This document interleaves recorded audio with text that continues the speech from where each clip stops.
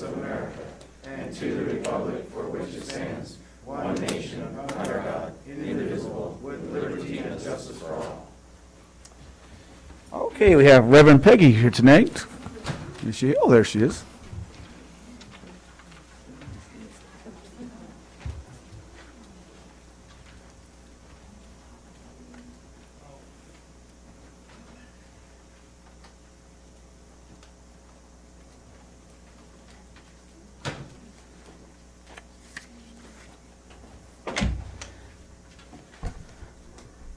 Thomas Merton has some wise words for us.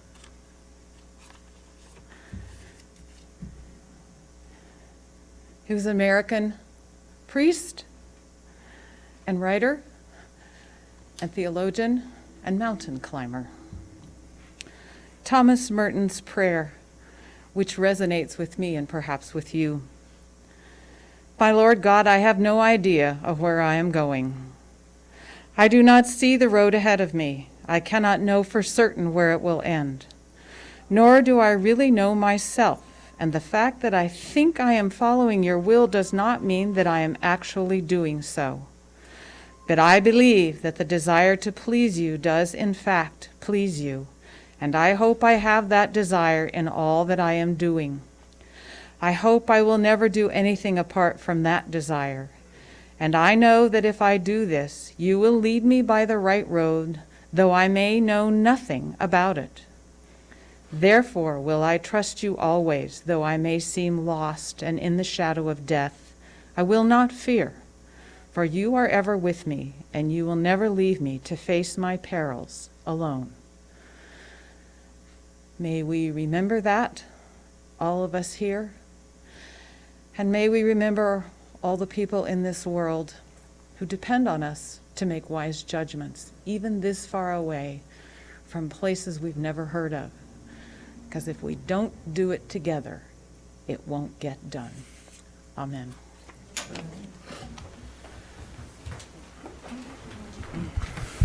Thank you very much. Roll call, please. Councilmember Klink. Here. Councilmember Wright. Here. Councilmember Bildering. Here. Mayor Pro Tem Ogilvy. Here. Mayor Mintz. Here. All present. Thank you. We have no announcements for closed sessions. We have no changes to the agenda except for one slight deletion, but we'll go there.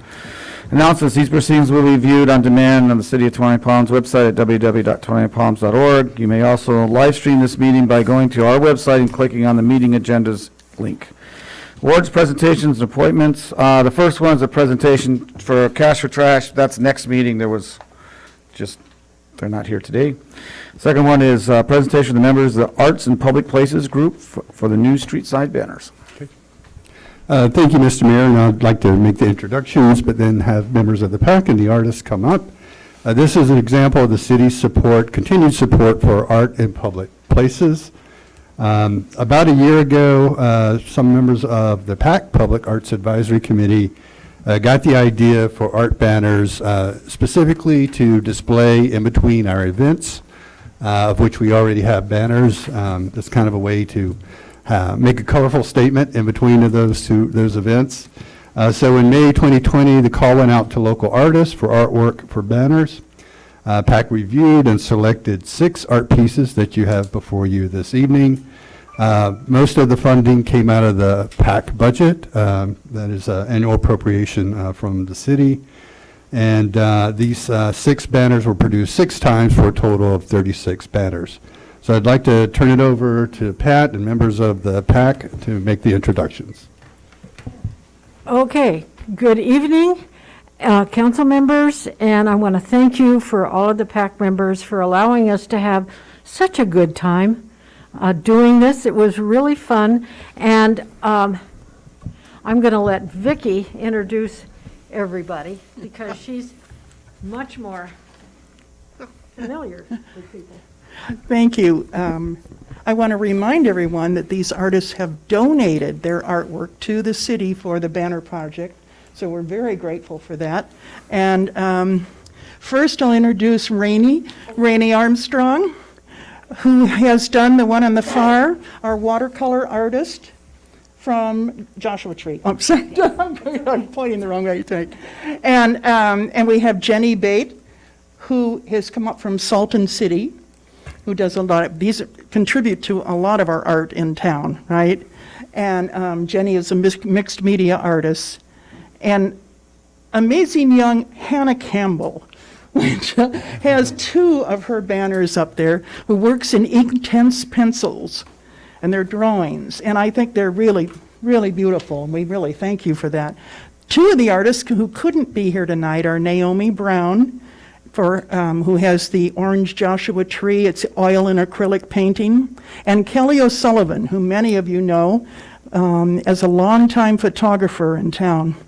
Both Naomi Luke Brown and Kelly O'Sullivan are longtime residents of 29 Palms who happen to live in Arizona now, but they still participate in all of our art activities here. So I'd love to have a round of applause for these artists and thank them. And maybe we could take a picture of the 3 artists who are here standing in front. Thank you. Thank you so much for your contribution to our city. Those are great-looking banners.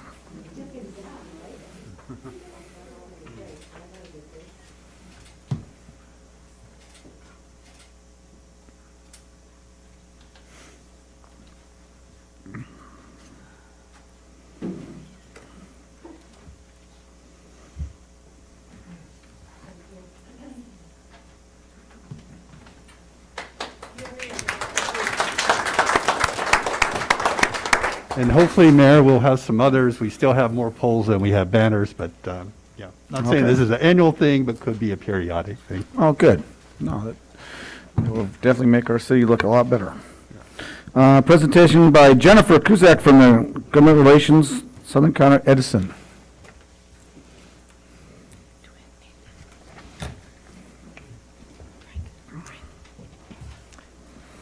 Good evening, and thank you for having me. Okay. So my name is Jennifer Cusak. I'm the Government Relations Manager for Southern California Edison, and I cover the city of 29 Palms, and I'm a local, so I live in Yucca Valley. And every year I come to you with a presentation on our circuit reliability report, and this is based on data that we collect on every outage that occurs in our system, and we break it up by city to report to you just how we're doing and what we're doing to improve that always. So next slide. So just a little bit of who we are. You know, we are Southern California Edison, an Edison International company.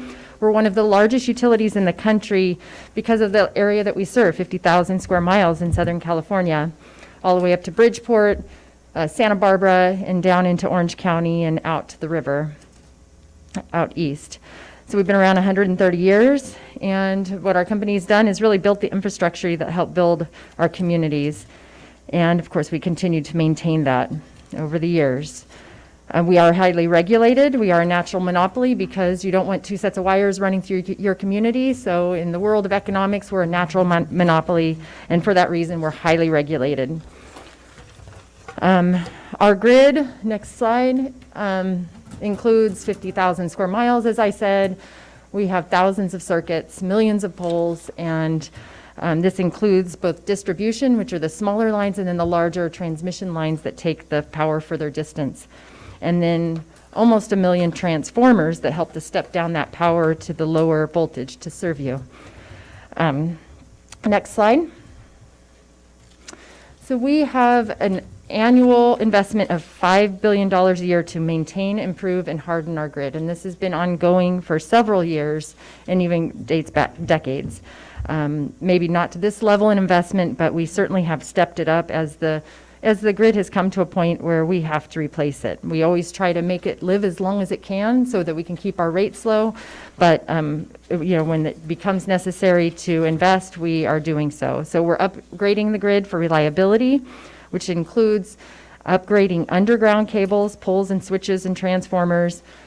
We're doing a lot of pole replacements.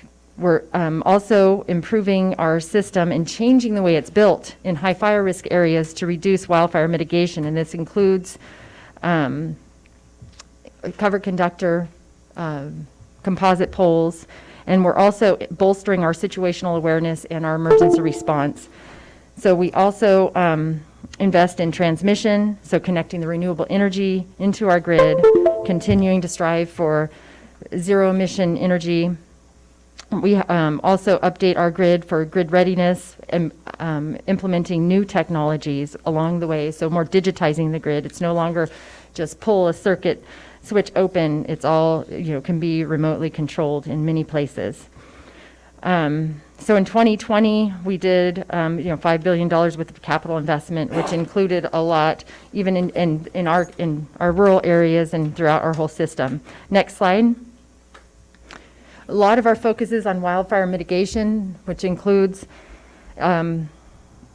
we were actually exceeded our targets by 190%, and we did almost 600,000 inspections. So this involves aerial, by the ground, using drones, whatever means possible to inspect our every asset in our assets, especially in high fire risk areas, and the wires, the poles, the transformers.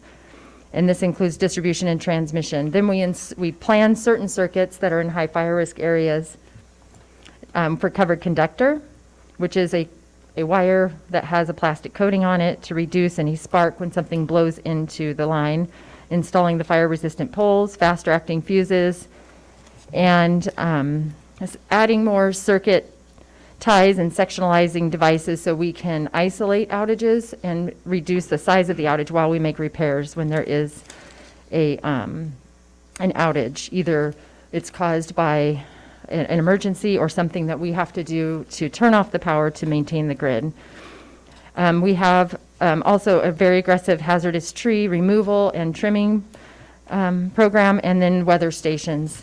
Next slide.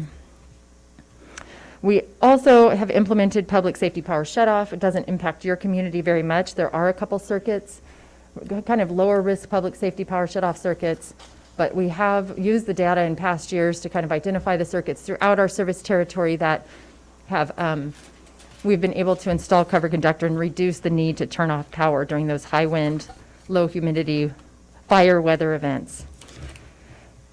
Next slide.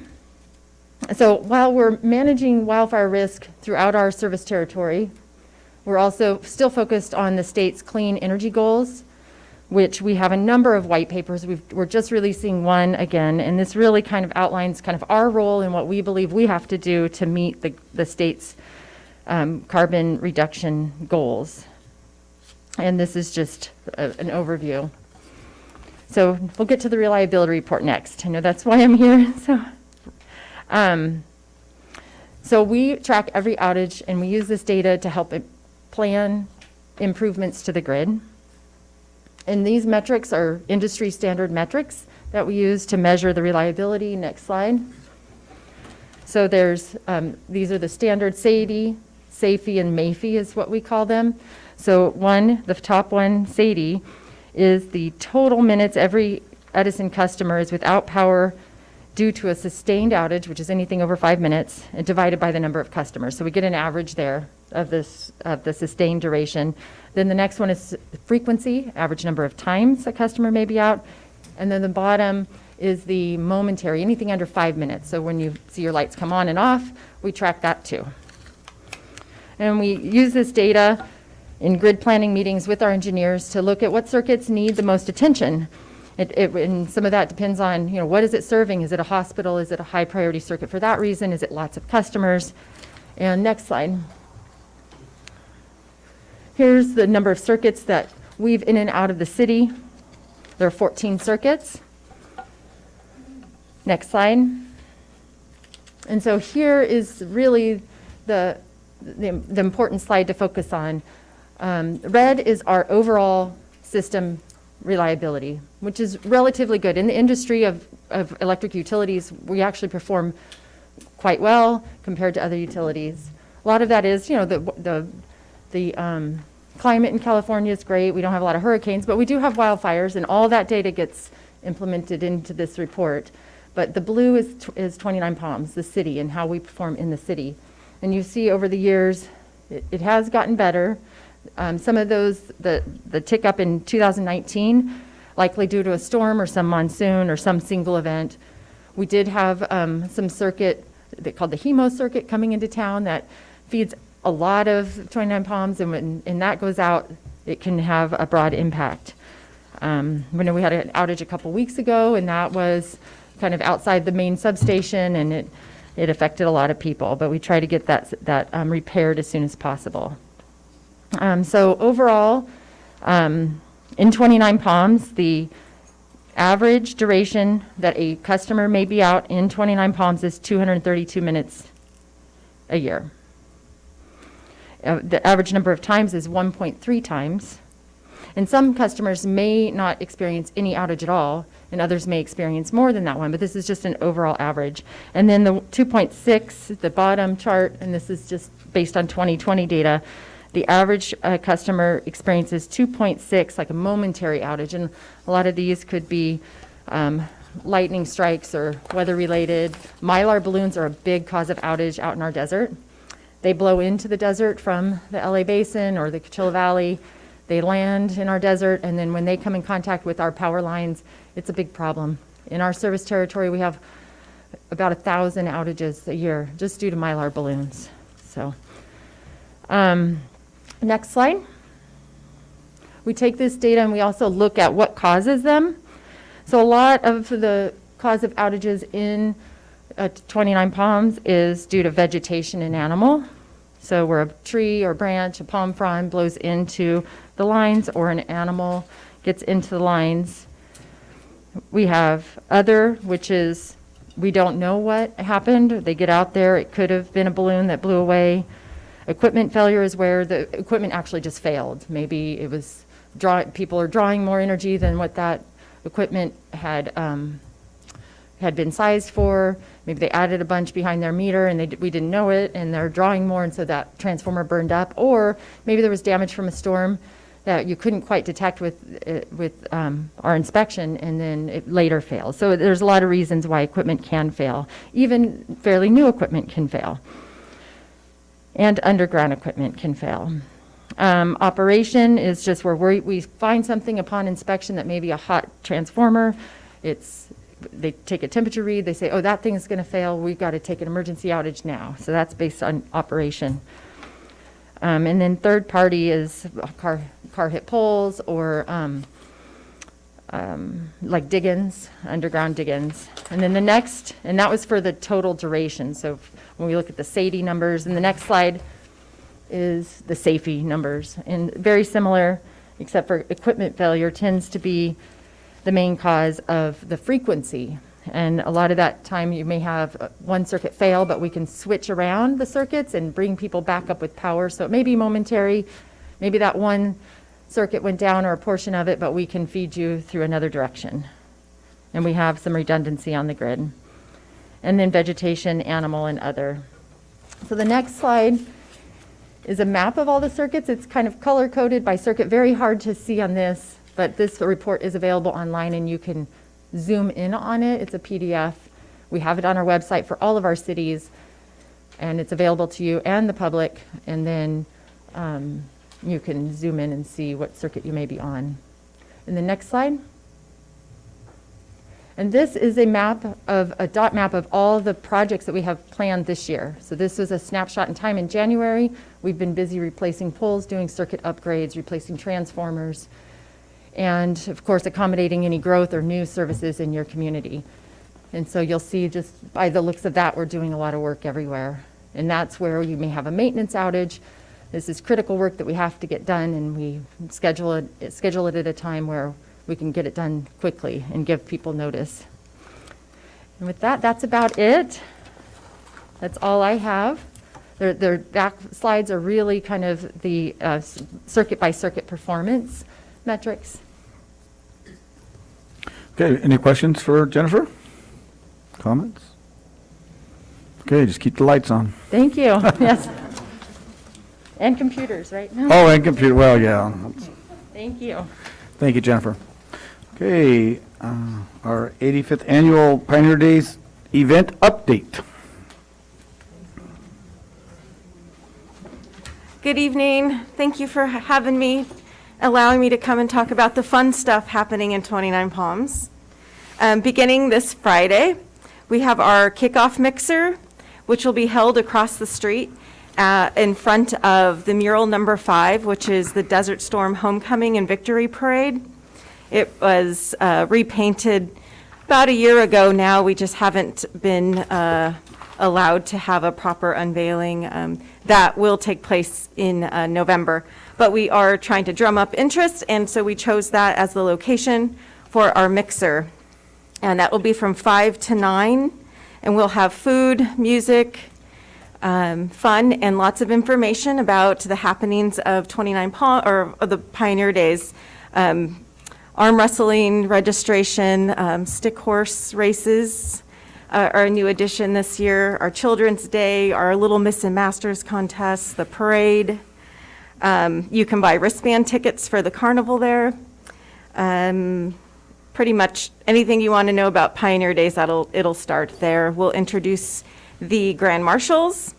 We will also introduce the Judge and Sheriff and the Noah Malloy, who is the artist that won the Button Art Contest this year. On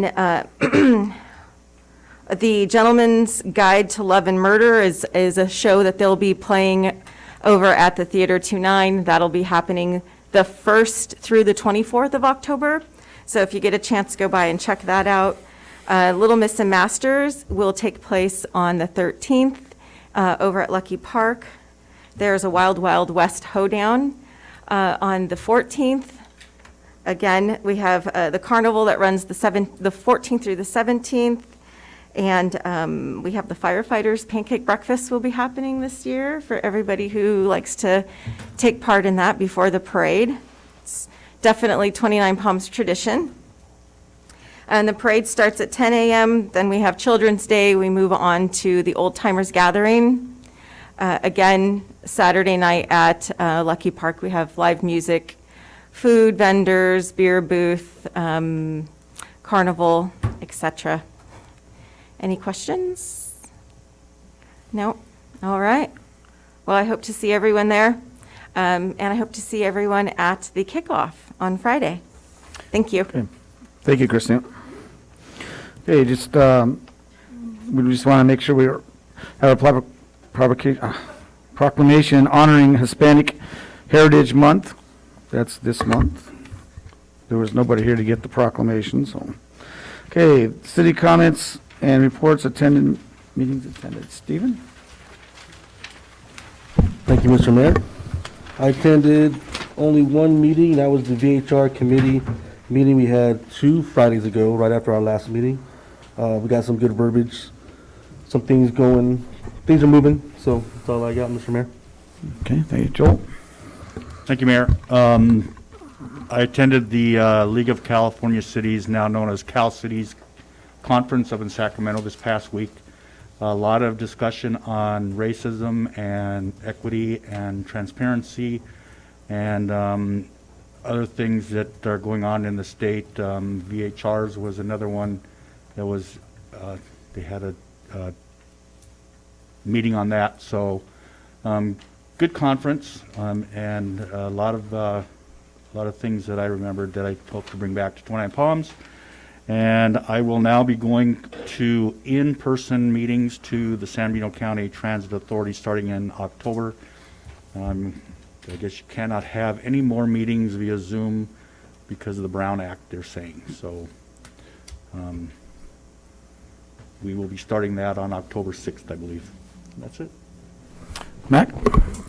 Thank you, Mr. Mayor. I did go to the League of California Cities conference as well, and I kind of focused on the events they had about the homeless and things like that, trying to get some information or some things that we could possibly do here in 29 Palms, but I think we're kind of a little ahead of them, so they could have probably learned from us in dealing with that situation. But it was still a good conference, good information and stuff like that, so that was very good. Yeah. And I want to wish my son, 18th, or one of my sons, a happy birthday. He's 18, or turned 18 yesterday, so happy birthday, Jade. That's it. Thank you, Mr. Mayor. Thank you. Mayor Pro Tem? Hi, good evening. I didn't attend any meetings. Okay.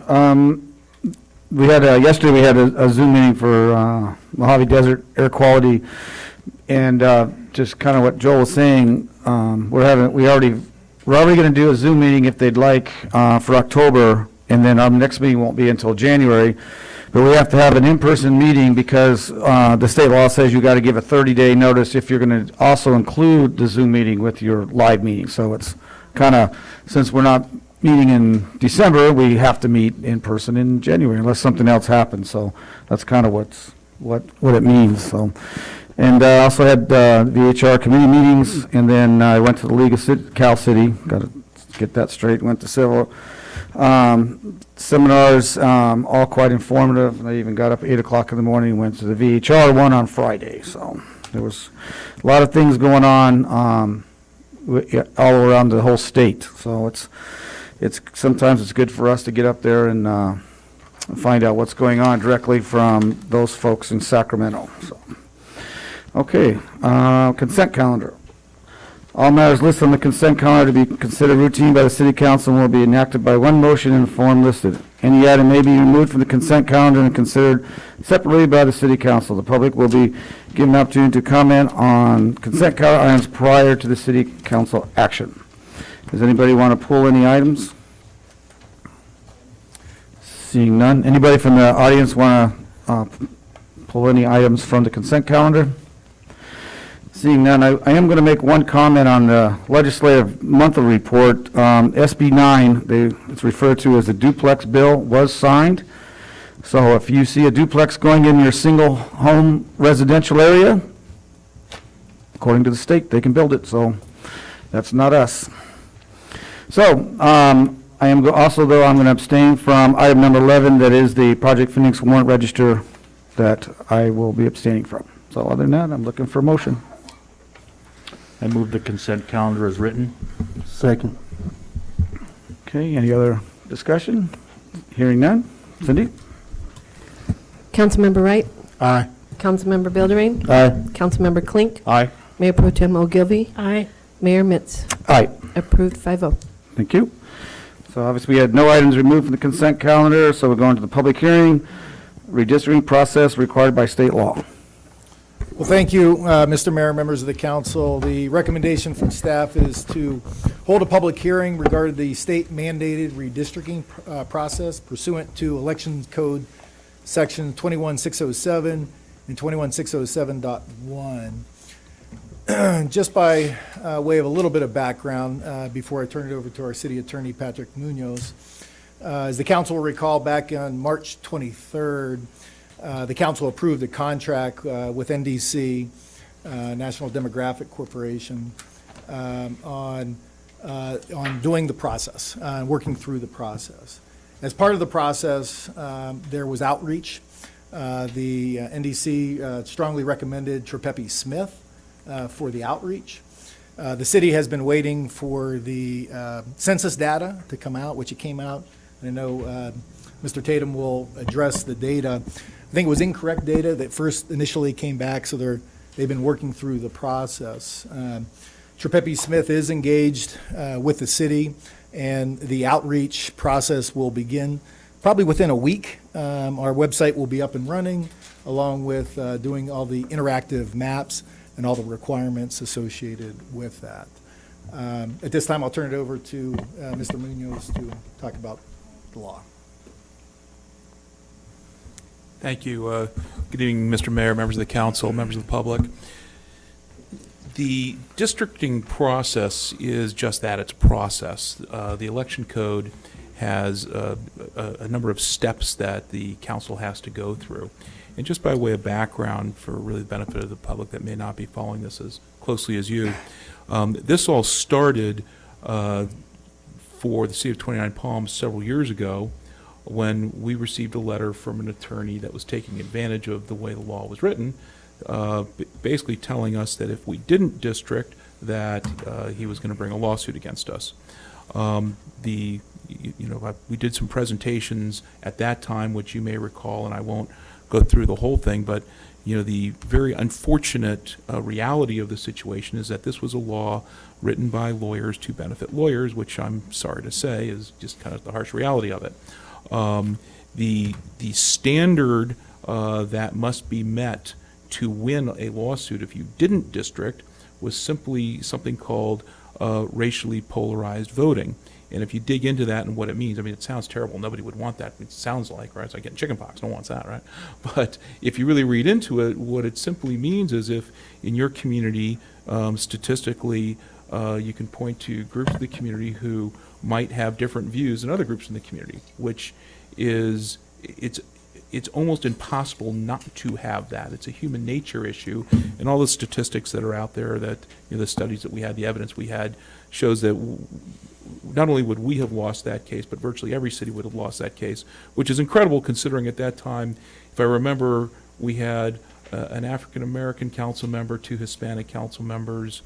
I think that that was the minority representation on our council at the time. And if you look at the makeup of the council now, one thing's very clear to me is that the city of 29 Palms does not have a problem with racial polarization the way that the law intended. The Federal Voting Rights Act is a 2-pronged test. You have to have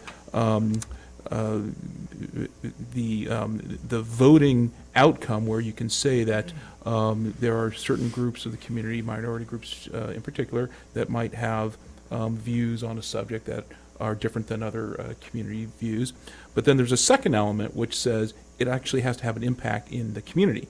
And clearly in this community that doesn't exist.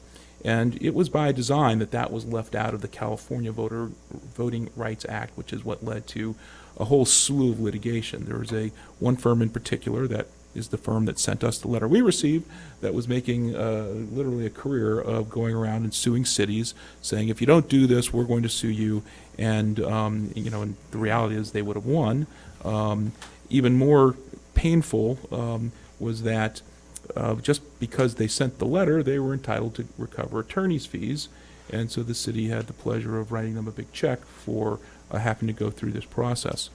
One of the things that has come up fast forwarding to today that I've been getting copied on a lot of emails about is there's concern from some segments of this community that the council hasn't been following the law. And in particular, the council didn't follow the law the first time around. It's my job as your city attorney to make sure you follow the law, because, if you don't, you get sued. And if I don't make sure you do it, then, I'm no longer your city attorney. So I can tell you that with respect to the first process, that the council did follow the law, not only in my opinion, but also in the opinion of the lawyer that was making us go through the process in the first place, because I can assure you, had you not been following the law, the check you ended up writing him would have been significantly bigger, because that's how he made his money. He was watching what we were doing, making sure that we went through all the steps and that we followed the law. As we go forward today, there's just sort of an interesting timing impact here. We just recently went through this process.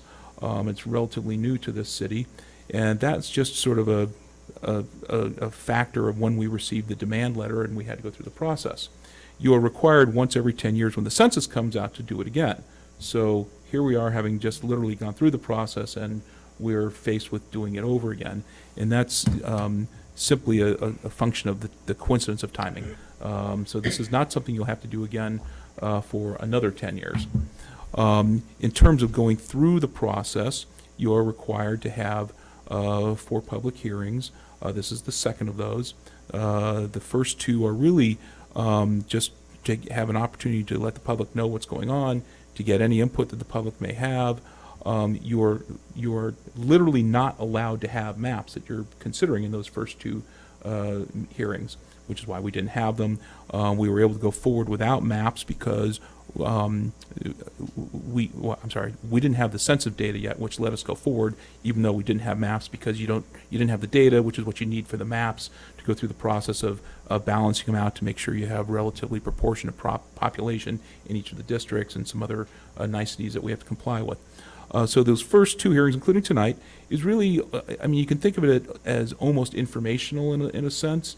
It's more meaningful than that. This is an opportunity for us to, again, educate the public, which is what we're in the process of doing, and to, get any impact input the public may have. But the real work will start when we move forward from here. Now we have the census data. We can start working with maps at the third meeting and ultimate final fourth meeting. We'll have an opportunity to consider whether we want to just move forward with the same map that we have already, come up with alternative maps. There's a lot of data that NDC will be going through to figure those things out. There's a lot of technicalities that they have to consider. My best guess is that you will likely have a slightly different map than what you're looking at now. And in terms of complying with the law, that's probably all you technically need to do, although you have a whole host of options in terms of how you redraw those maps. And as we gather the information and data as part of the public process, you'll be presented with that information. You ultimately have the opportunity to make some decisions on what you want to do.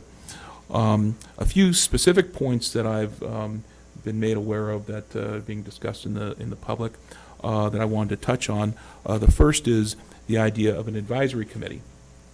I was on the phone the last meeting, and I recall we talked about this specifically. An advisory committee is an option. It is not mandated by state law. If you have an advisory committee, it basically does all the same things that the council would do, with one exception. At the end of the process, it is the council that has to adopt the maps, not the advisory committee. So if you'd like to have an advisory committee, you're certainly, it's an option to you. There are some practical things to consider in a city the size of 29 Palms. You're a small city by comparison to most cities in California.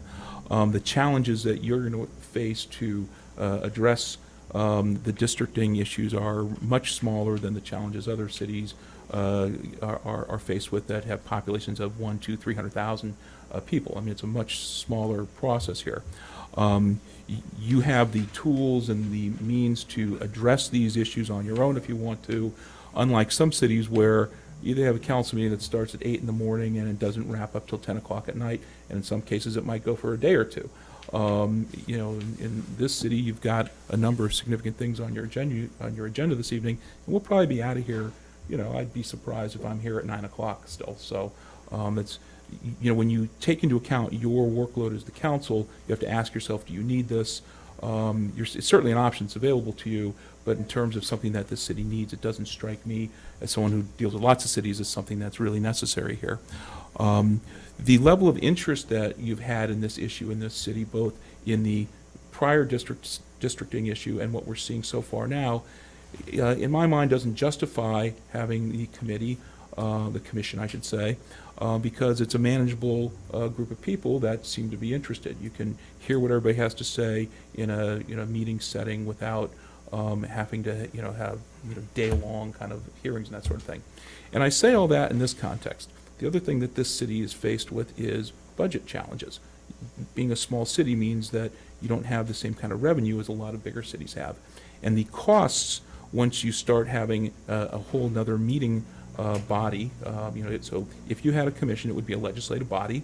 It would be subject to the Brown Act. You'd have to staff it. You'd have to put out notices. Your staff is going to be involved in having one more legislative body it has to answer to. And those are a lot of really complex issues that have a bottom line on your budget that don't make a lot of sense to me. But I'm just your lawyer. It's certainly something that's an option for you, and if as a policy choice you think you need to go or want to go down that path, that's available to you. The second issue that I've heard a lot about is outreach, and that the city has not engaged in outreach. I mean, I can tell you that we have done what the law requires of us. The appropriate notices have gone out. The notices are on your website. We have a meeting here this evening, and apparently from the public speaker comments, the people who are interested know to be here.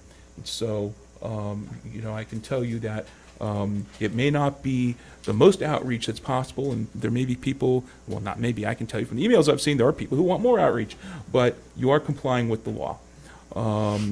As Mr. Lucchino mentioned, as part of the overall process, we do have a firm that's going to be involved that will start to engage more in the outreach process now that we're at a point where we have data available to us soon, and we'll start with a mapping process.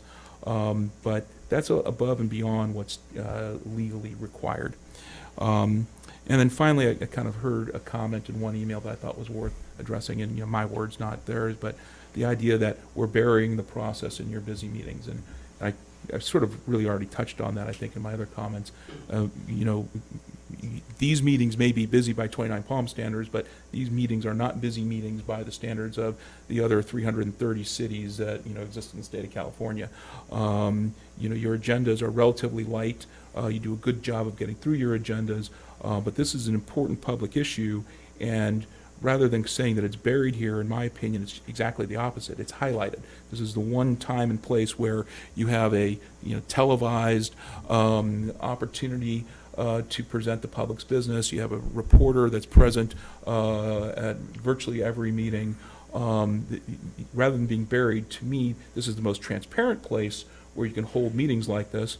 Alternatively, you could set meetings for days that were not council meeting dates. You go down to the community center perhaps, and you wouldn't necessarily have the benefit of having it televised. The reporter might not show up because it might not be the regular day that he's scheduled to be there.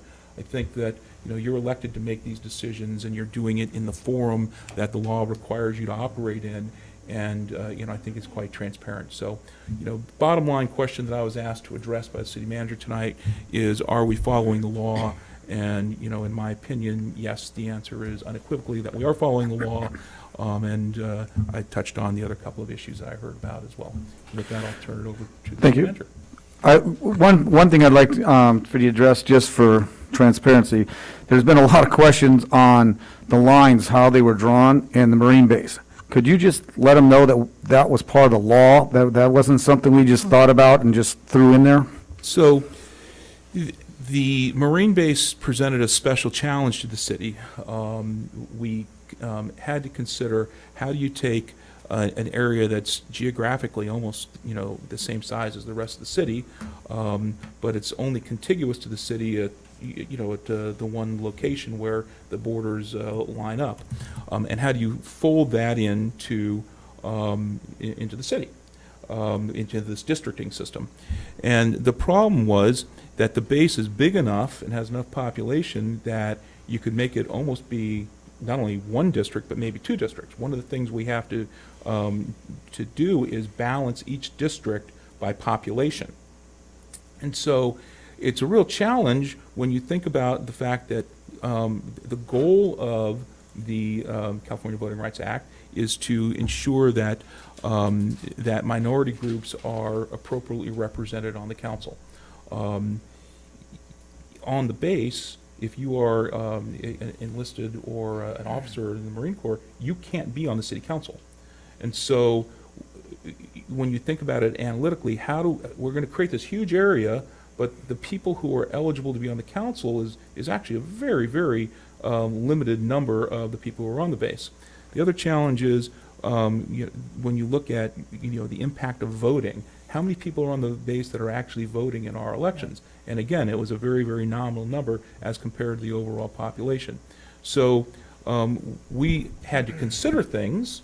The law says, even at the law today, as it's been amended a little bit, says, there's this term in there, to the degree practical. So there's a catch-all that says, the legislature wants you to look at the issue of continuity so that you don't have a district that's split up rather, that doesn't have contiguous points. But it's only to the degree practical. So the solution the council came up with, which, in my opinion, complied with the law, in the opinion of the lawyer that was, bird dogging us, it complied with the law, is to take the base and divide it into 5, so that the rest of the city's districts would all have an equal segment of the base population represented in their district. So that's something that hasn't been decided going forward. It's certainly something that we have to consider going forward. We have the exact same practical challenges going forward that we had before. So, is it more likely than not that it'll stay that way? I don't have a crystal ball, I can't say. But I also don't have a solution to the problems that we faced before other than that one. So, you can draw your conclusions from that. But you'll have the opportunity to evaluate that as we go forward once we dive into the first evaluating the census data and then taking that and converting it to the mapping data. and presenting it to you. And Mr. Mayor, just to add some perspective to that, the base had, the election November 2020 had 9,100 in population on the base. 612 of them were registered and only 330 voted. So that was one of the reasons, another reason there that, you know, we wanted to have equal distribution of that because there's not a lot of votes. Right. Well, I knew that, but I just wanted to kind of convey that to the public. Okay, any other questions for Patrick before we move on to? No? Okay. Okay. Great. Mayor, we have Mr. Tatum going to present from NDC, please. Yes. Go ahead, Mr. Mayor, Mr. Council members, city staff, it's great to be back here in 29 Palms. My name's Todd Tatum with National Demographics Corporation. Just to remind you, again, this is our second public hearing. We had our first one on July 27th. The challenge that we had this year was waiting for the U.S. Census data to be delivered to the states. We didn't get the U.S. Census data until August 12th. We then had to wait for the California prisoner adjusted data, meaning any member of your community who is in a state prison would be counted back in your community. They had to go through all the U.S. Census data and produce that number. Those numbers came out September 21st, and as Frank or Patrick mentioned, a lot of the data was wrong. We got the revised data yesterday, September 27th, which means we'll be able to start loading that data into the map drawing software within the next 2 to 3 weeks. Now, you'll see later on when we talk about the map drawing software, everybody in your community, as well as the council staff, will all have the opportunity to draw those maps. Our third hearing is going to be on February 8th, and the fourth and final hearing will be March 8th, at which time, as Patrick mentioned, you can finalize and choose the map that you wish.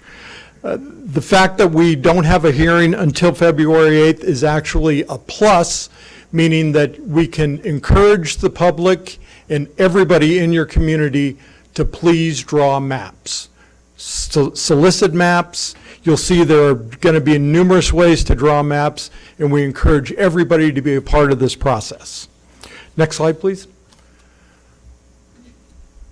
We went through this in the first hearing, but I'll go through it again. It seems that we have a lot more people here tonight. So any of you that are new to this process and remember the process a couple of years ago when you went to districts, there are laws and criteria that we must follow, and some of that has changed. Actually, Frank, could you switch it again? Next slide. Thank you. First of all, what we always have to follow are the federal laws, which means each district must have equal population. We must follow the Federal Voting Rights Act, and there can be absolutely no racial gerrymandering. Second, and this is where some of the new laws have taken place, the state law now ranks the orders of the criteria that we must follow as we work on your districts. First off, the districts must be geographically contiguous, with the caveat, where to the extent practicable. Second, we have to look for undivided neighborhoods and communities of interest. We'll talk about communities of interest in your neighborhoods a little later. We have to make sure that the districts have easily identifiable boundaries, meaning that we'll follow major roads or freeways or other features that are easily understandable. And we have to achieve compactness, meaning we can't reach around and try to pull people from one area in another area and make a long or, you know, a district that is not compact. We have to, where it is practicable, make our districts as compact as possible. And in addition, the state law requires that we not look at any partisanship or political party registration or affiliation. And as you'll see when the data comes out, NDC will produce no data that has any party registration or affiliation on it. The third criteria that we follow is the other principles and traditions. Mainly, we want to minimize the shift of voters into different districts. If you are in a district now and You are anticipating an election in 2022. We want to do our best to make sure you can stay in that district and keep in that election. That means we want to respect the voters' choices and continuity in office. We also want to identify any future population growth, and I don't want to confuse anybody saying that districts are drawn based on what might be coming in the future, but it's good to know if you have a district that, say, you know, some cities have giant master plan communities that are coming. It's good to know because, again, in 10 years, you're going to be back in this process. And we want to do the best that we can to strive to preserve the core of your existing districts. Next slide, please. This summary of your demographics on your existing districts is based on the NDC estimates that we had at the time prior to the U.S. Census data. And since we don't know what that final data is that we just got yesterday, we're pretty sure that our estimates are very close, and I believe that we're close on the estimate of the deviation in the districts. That's the numbers that you see far to the right, the 10.63%. That number needs to be 10% or less, meaning that across all 5 of your districts, there can be no greater deviation than 10%. So the way it is now, there would be a slight change, but remember, in a city of your size and districts of your size, a change of even 100 people could throw a map completely off and make it not a legal map. You'll also see in the citizens voting age population, those percentages are correct, and those are the percentages that will be used throughout your redistricting process. And again, each district must contain roughly 5,100 people based on these estimated numbers. And we'll know again in the next couple of weeks what those final numbers are. Next slide, please. Now we want to talk about defining your neighborhoods, and that's where we really ask the public to step up and help us. We want to make sure that you know exactly, we want to know what your communities are. You know what they are, we don't as the demographers.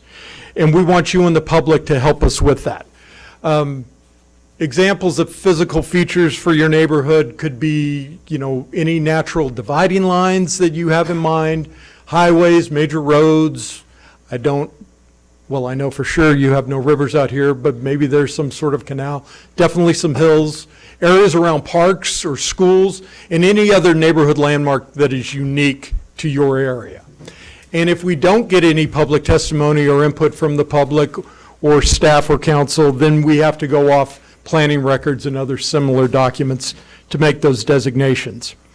Now, beyond the neighborhoods, we want to define your communities of interest. And you can think of communities of interest as shared geographical areas, such as homeowners associations, areas influenced again by the same roads, things that we think of as traditionally bringing a neighborhood or community together. That could also be shared social or economic interest. There are many different aspects to coming up with a community of interest. And we want you to tell us your community story. And with that in mind, think about, would your community benefit from being included within a single district for purposes of its effective and fair representation? Next slide, Frank. So beyond the communities, again, the communities of interest, we do put a big emphasis on this because we are going to ask tonight that you all define those communities of interest. I don't need those tonight, but we would like to have them ready when we start the mapping process. So I hope you all and the public will be thinking about, again, what your neighborhoods are, what those communities of interest are, and a reminder, the communities of interest have nothing to do with political parties, incumbents, or political candidates. Next slide, please. The public map review tools. Eventually, we're going to have an application tool where you'll be able to review all the different maps in the current districts, as well as any proposed revision to those current districts once the data is loaded in. 3 of the different maps that we have, starting at the bottom, the paper map kit, which is the easiest to use. There will be a link on your your redistricting website that will allow somebody to go and download a PDF of your city broken into districts, and they can draw the lines the way they want. However, a paper map is only based on total population. They won't be able to add in any other demographics into that. If they don't have computer access, there'll be PDF or there'll be paper copies here at City Hall that they can come pick up to draw those maps. The interactive review map, which is a tool that allows you to take the map that you've drawn, overlay it with other maps that have been drawn and the existing map, and it is as easy to use as Google Maps is. And it'll show you if your map, how it compares to your friends, your neighbors, the maps that are coming from the city, the maps that come from NDC. And then finally, the story map, which is it's a simple tool that's used to load in the demographics based in like a language format, much like using PowerPoint. And it is a simple tool to use also. Next slide, please. So again, tonight, I really want to stress that you all decide what your communities of interest are, what your neighborhoods are. Those can be one and the same. We want to make sure that any communities of interest are identified and taken into consideration during this process of drawing maps. The next stage of this process is drawing maps. Like I said, the data should be loaded into the map drawing software in 2 to 3 weeks. It's being sorted out now and loaded in by the companies that actually license the software to us. The links to that software will be on your website. Anybody in the public can access that and begin drawing those maps. There will be video tutorials on the website letting you know how to use it, and all of them are extremely user-friendly and easy to learn. Again, we're going to have a few months there of map drawing, so I encourage everybody to do one map, multiple maps. You can send your maps in, you can drop them off at City Hall. There'll be instructions on the website on how to do that. So again, I encourage everyone to participate in this process. And with that, I'd like to once again thank you for the opportunity of allowing National Demographics to work with you. I'm happy to answer any questions you might have. And again, thank you for having me back. Well, you were very informative. Thank you. Anybody have any questions for Todd? Yeah, I think you covered a lot. Okay. Okay. Thank you, Todd. Okay, well, we're going to open this up to public hearing.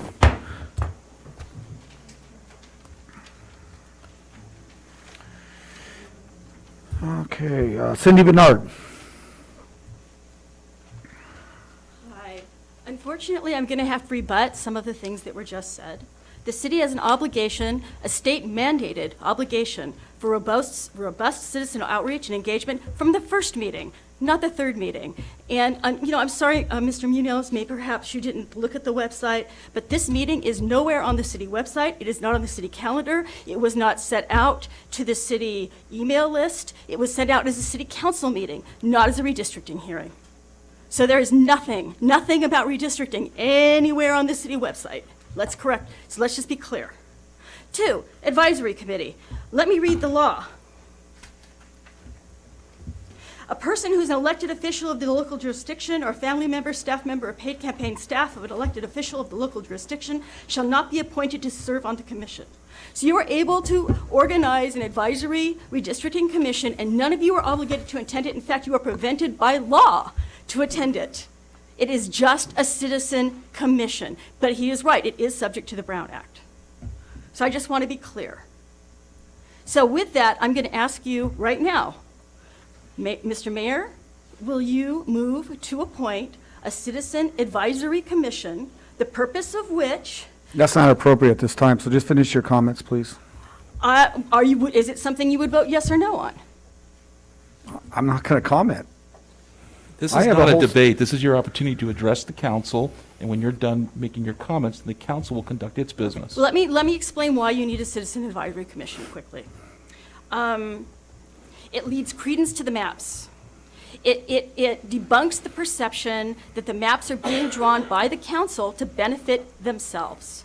In 2017, because of the way the maps were drawn, and I understand this may not have been intentional, but it looks like the maps were drawn to benefit the council because magically all 5 council members landed in their own council districts, even though some of them live very close to each other. So please, please, I don't think it was intentional. That is the perception. A Citizens Advisory Commission will prevent a perception like that from happening again. Thank you. Okay, Sarah. Herschel, Heschel, Sarah? Oh, I'm sorry. I'm sorry, I was asked to read something by someone. This is from Sarah Heisel, who lives at 6655 Split Rock Avenue, Unit B. I currently live and work in 29 Palms. I'm writing to request that the City Council vote to appoint an advisory redistricting commission as outlined in Chapter 9, Section 2300-23004 of the California Elections Code. Current boundaries are incongruous and fail to maintain neighborhoods and communities of interest or follow natural and artificial boundaries. Additionally, 29 Palms residents should be encouraged to participate directly in the redistricting process and be informed of any and all plans. Appointing an advisory redistricting commission is necessary in order to achieve fair and equal representation in the redistricting of 29 Palms. Thank you very much. Okay, Heidi.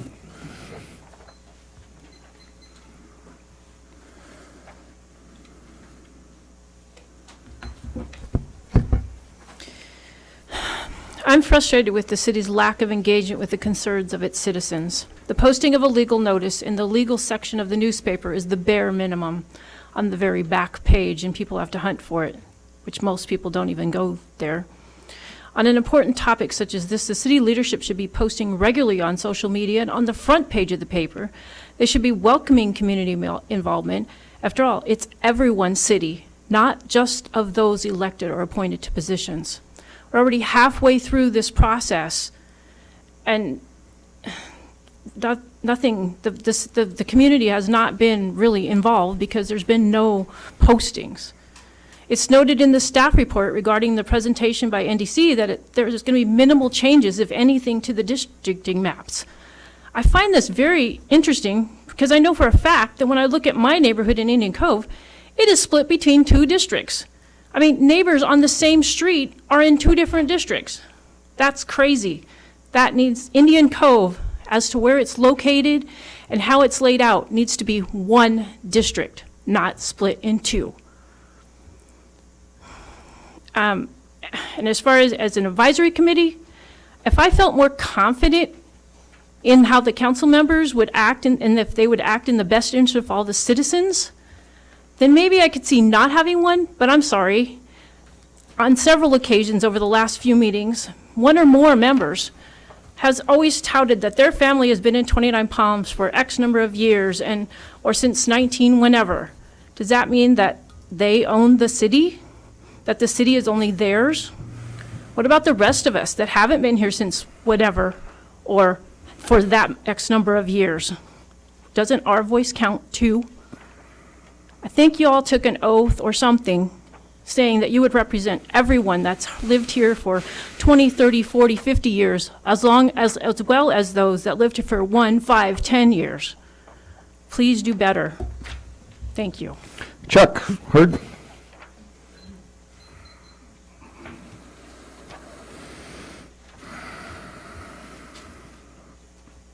Good evening, council members.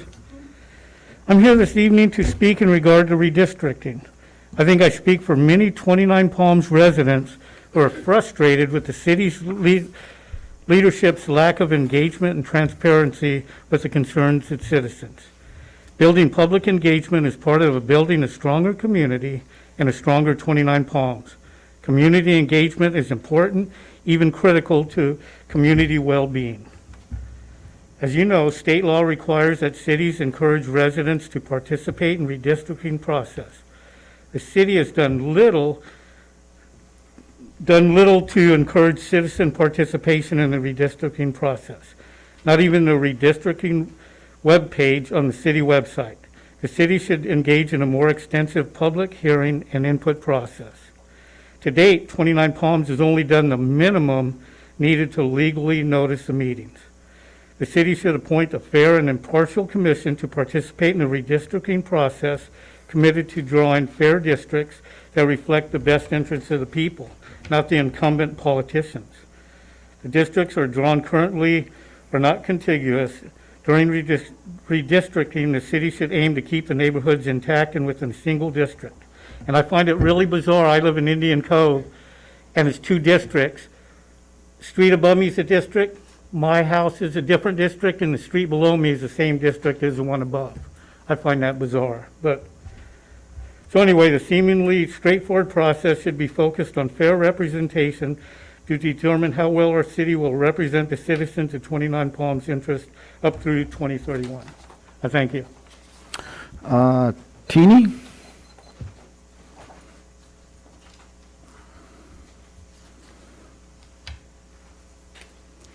Good evening. I'd like to start by recognizing that I am extremely fortunate to have wonderful neighbors here in 29 Palms, including Chuck and Heidi, who live in Indian Cove with me. In fact, they live on the same road in Indian Cove as I do, and they live on the same side of that road, and they are in a different district than I am. Dear City Council, I continue to be disappointed by the city's disinterest in meaningfully incorporating community input into the redistricting process, or keeping the public informed and engaged regarding the priorities and processes occurring in the city more broadly. The city of Yucca Valley is extremely proactive and open with its citizens, sending regular email newsletters to local residents and even non-residents like me, keeping them updated.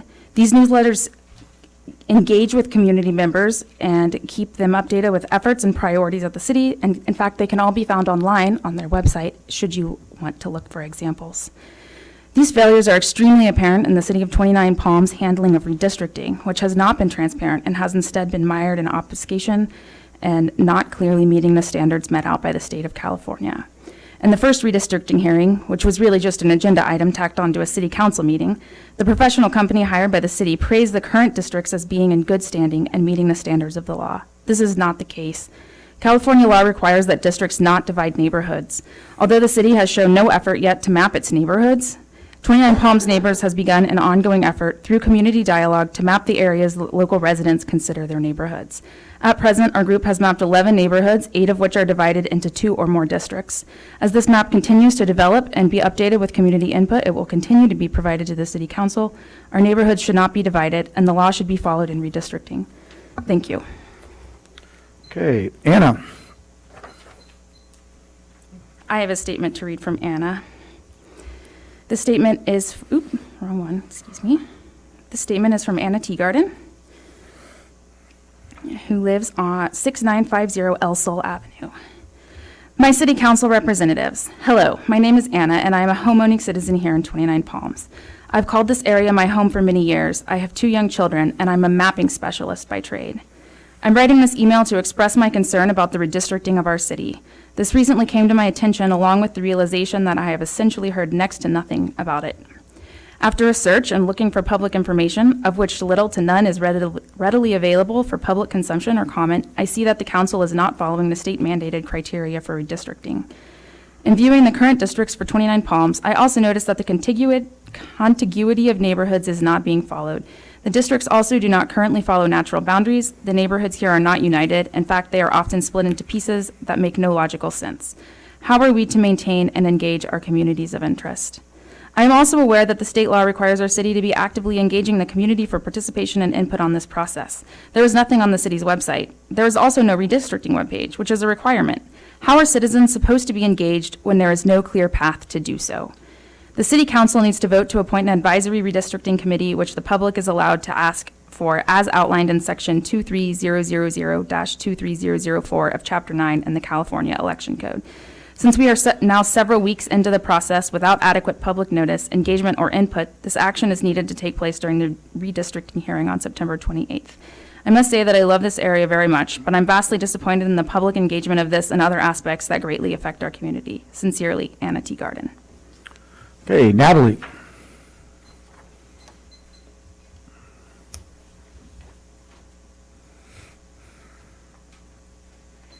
Good evening, members of the council, Mayor Pro Tem.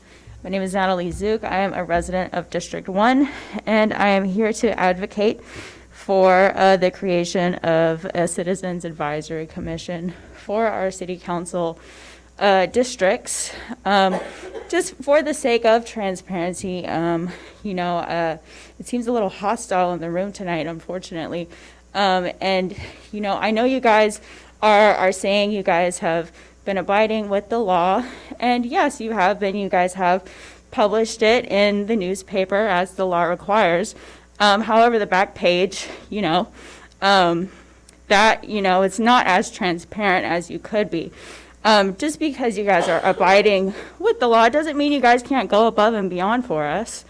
You guys are elected to serve us, and I've taken a look at our city council map, at our district maps, and they're honestly pretty messy.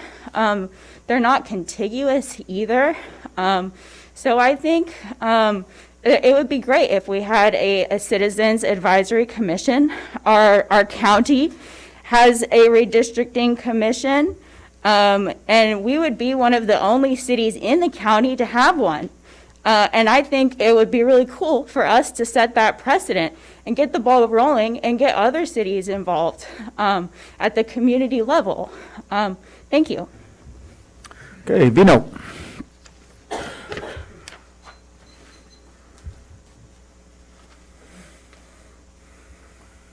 Good evening, Mayor, City Council.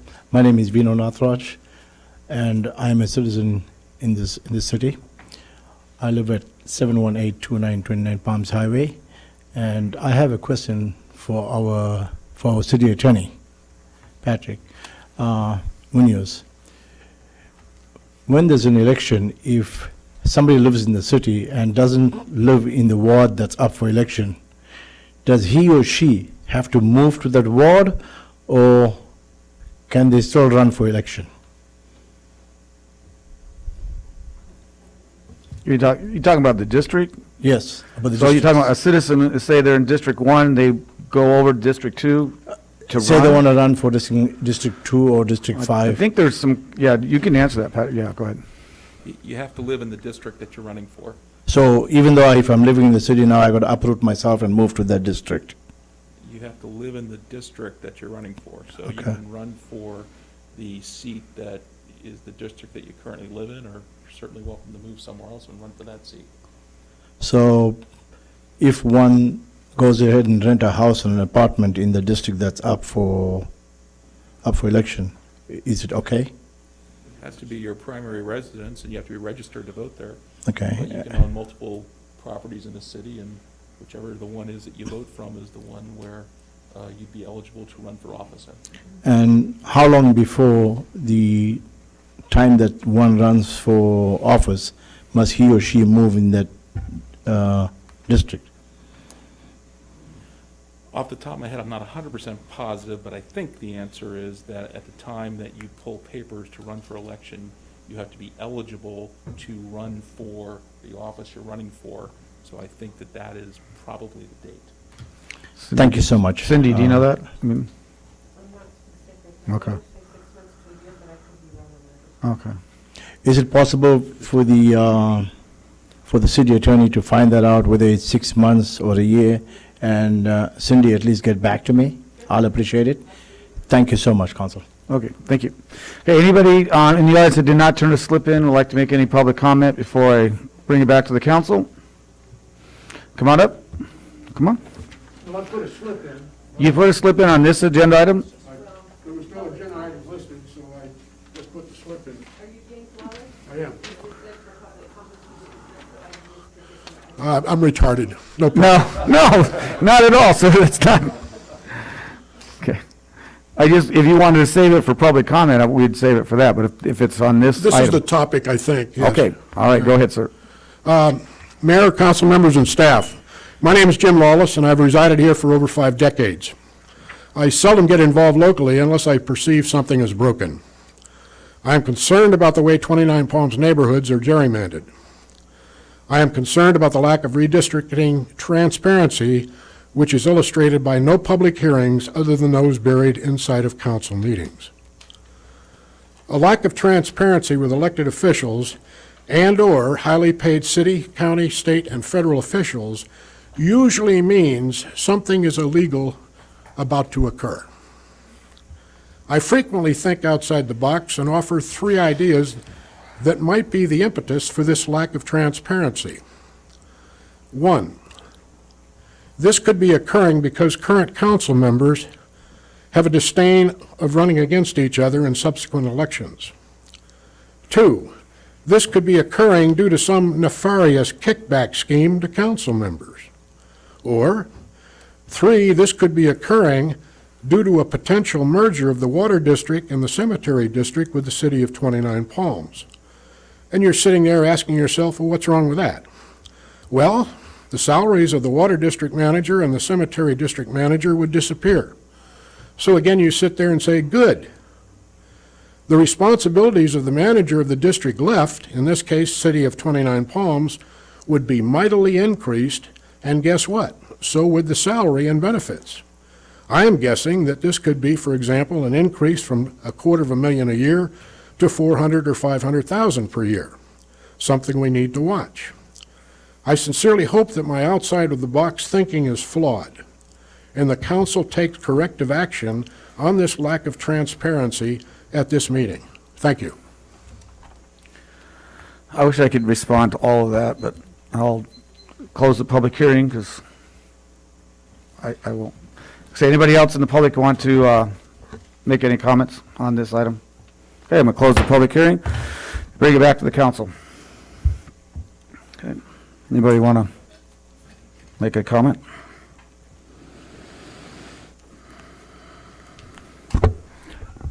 I'll make a comment on the desert trail. I don't think the city has, can tell there's a trail where they can put something in the desert trail. However, I think we will ask the desert trail if all of this stuff on redistricting can be on the front page, to let people know that that we do want to have community involvement. Yes. And Councilmember Klink, just to, I just noticed the sheets are mixed up. Yeah. But Councilmember Klink, so the outreach is going to be beginning now. So Trepepe Smith, which was the outreach consultant that was proposed in the council meeting March 23rd, now we have the data, so the only thing from an outreach perspective prior to the data was the process. And now the meat and potatoes of it is going to be begin. So we're going to have our own website page for that, a map drawing tool that's in there. They'll be engaged in social media, press releases. We're considering, having those forums that are out there, both interactively, virtually, and in person. So, yeah, so all of that will begin. We did do the normal process, for public hearings, and the newspaper has it where they have it. But yes, there's going to be more robust now going forward for the majority of the time frame. So we had our first meeting in July, I think we said, in September. But our next meeting is going to be in February. So most of the outreach is still in front of us, not behind us. So everything that goes on from now until February, there's going to be all this stuff here to let everybody know what's happening and where they can go to get these maps and all that. Okay.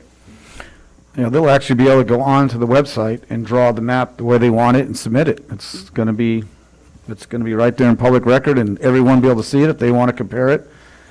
Just everyone obviously has to realize when you draw a map, you just can't draw a circle because you have to go by population. You got all our districts have to have 5,000 people in it. So just as you draw your map, just make sure you put 5,000 people in it and include the base.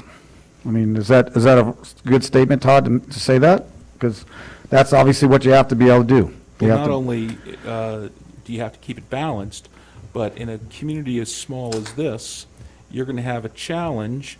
Where do you draw the line? Obviously, the people we heard from tonight are from Indian Cove, and people that spoke are upset that Indian Cove apparently has been divided. So if you reunite Indian Cove, what neighborhood are you going to then divide next time? So These are unfortunate choices that have to be made at some point in time, if it's not, practicable to comply with the letter of each of the criteria. The law is set up to allow you to make decisions, and they're policy choices. They have to be made. We don't know what it'll look like yet, but we do know that there's going to be, some changes. And once you have the data, then you can start making decisions on what it'll be. Thank you. And I just want to say that Indian Cove is not the only neighborhood that is split. When I ran for city council, my neighborhood, Hanson Track, was split. And I just dealt with what I had to deal with. And I don't think there was any gerrymandering, any underhanded schemes to do anything. I think it was just a matter of numbers. And we have to work within the confines of the numbers and the law. Well, because when we first came when I first came on this council, I actually ran against Dan because we didn't have districts. We were forced into districting, and being forced into districting, I never drew a map. I remember being presented with several different maps and several different options and things like that. And at the time, the community was the one that said they wanted two districts in each community, not the council. We just picked maps. Yeah, because when the first time Mac and I we ran, it was, I don't know, there was 6 of us, 6 or 7 people all ran. We didn't pick like, hey, who's going to run. I really didn't know Mac before we even ran against each other. Just maybe seen him around town, but I never even knew him. And Carmelette, I knew her from her husband Gary's a Vikings fan, is about all I knew. But that was it. I mean, she lived all the way across town. I mean, I live on that side, and she lives up by the park. So, I mean, well, since we've been in districts, we don't have the same council. Right. That's the other good point. Yeah, that's true. I think that ultimately, whatever district I'm in, I work for the city of 29 Palms citizens. That's it. I don't base any voting, anything to that effect on my district. I try and do a job that is for the entire city. And I think that's for pretty much everyone that's here. We think of the good for the city. So when the first time this happened, we had a company, we had to pay him $18,000 to go around and see where everybody lived, and he came back and said, everybody lives everywhere. This city is so diverse, there is no neighborhoods that has to be identified as minority. There is none. That's what we paid $18,000 to find out, which we all knew that anyway, but he was actually pleasantly surprised. Steve, you had a comment? I'm sorry, I think I cut you off. No, my mom told me I got nothing good to say, just stay quiet, so. Okay, well, the comment I'm going to make right now is I take offense to someone saying that I'm up here taking kickbacks and I'm doing something illegal. We do this for $480 a month, sir. I don't know where you're getting those figures of $500,000. The city manager doesn't even make that. I'm going to make a comment about the water district part of it. The water district has to have a director that is water certified. The city manager cannot run the water district on his own. There has to be someone there that has a certificate that said he can run water, period. People don't, so I'm not going to say too much more about it because that's not even, I'm just saying the comment about us getting kickbacks and things like that really kind of makes me mad, but I'm not going to get mad about it. So, okay. So Frank, where do we got to go from here as far as the process? Yeah, so it was just a public hearing, so the council just closed the public hearing, and we'll move on to the next item. Okay. Okay, any other comments? Okay, close the public hearing. Move on to number 15, Tourism Business Improvement District. Well, thank you, Mayor, members of the council. Let me pull up the item here.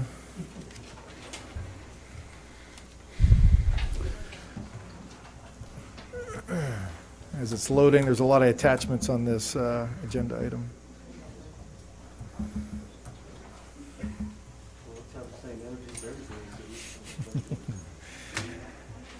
Yeah, so the recommendation from staff is to hold a public hearing to adopt the resolution confirming the levy of assessments. So just by way of background, boy, I got to get my glasses enhanced here. So just by way of background, the city, as the council recalls, is in the 1989 version of the TBID. It's within the Parking and Business Improvement Area Law of 1989, which means that we're in front of you each and every year annually. The TBID annual year begins in October. The process that we saw is three-part. First part was our advisory committee produces a budget, works on a budget, adopts it, and then proposes it to the council. Last meeting, the council considered the marketing plan, then approved the intent to levy last meeting. So council, which is the normal process in relationship to the last meeting, issued a public hearing in the newspaper of general circulation, which was in the paper September 15th. And the next day, September 16th, a letter went out to all the affected businesses. This is the beginning the fifth year of the TBID. The TBID collects a fee of 1.5%, so it's nothing new. It's the same fee that has been in place for the last 4 years, starting year number 5. That 1.5% generates $265,000 in furtherance of our tourism industry and hotel, motel, VHR occupancy. So it furthers that industry. The city, prior to this hearing, city clerk has not received any protest for the TBID. So, Mr. Mayor, if you would hold a public hearing and to see if there are any additional protests, Okay, please. thank you. Any questions for staff before we go open the public hearing? Seeing none. Okay, open the public hearing. Bino. Is it possible for you to ask me to speak last, Mayor, if there's anybody else that wants to talk? I have one. Anybody else is going to speak that didn't turn a paper in? I can go with this request. Go ahead, Mary Jane. Come out to the podium, please. Thank you. I didn't mean to tell you what to do. Sorry. My body's So tired. it can get recorded. Just a question. So this is just an ongoing, it's not an increase of, it's just, here we are one more year. Yes, ma'am. Thank you. Yes. There's no, only the voters can increase this. Okay, Vito, now it's your turn.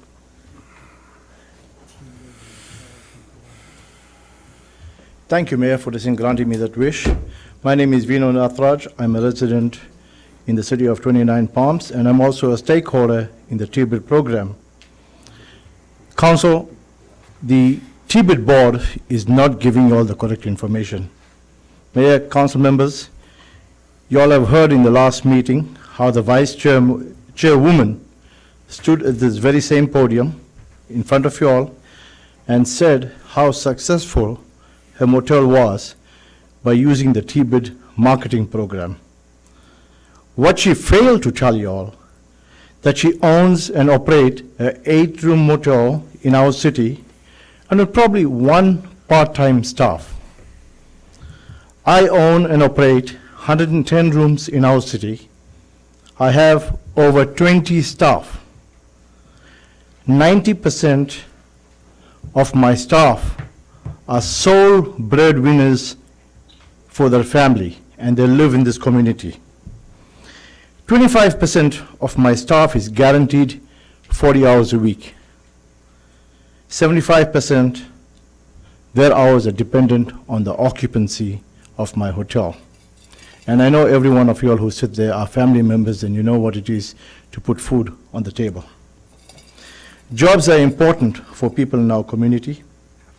You heard how the TBID director talked about all the digital marketing.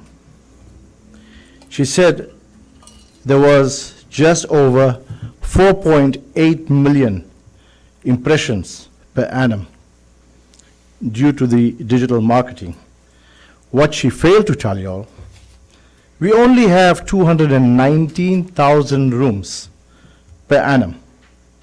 and we hoteliers are doing less than 50% occupancy.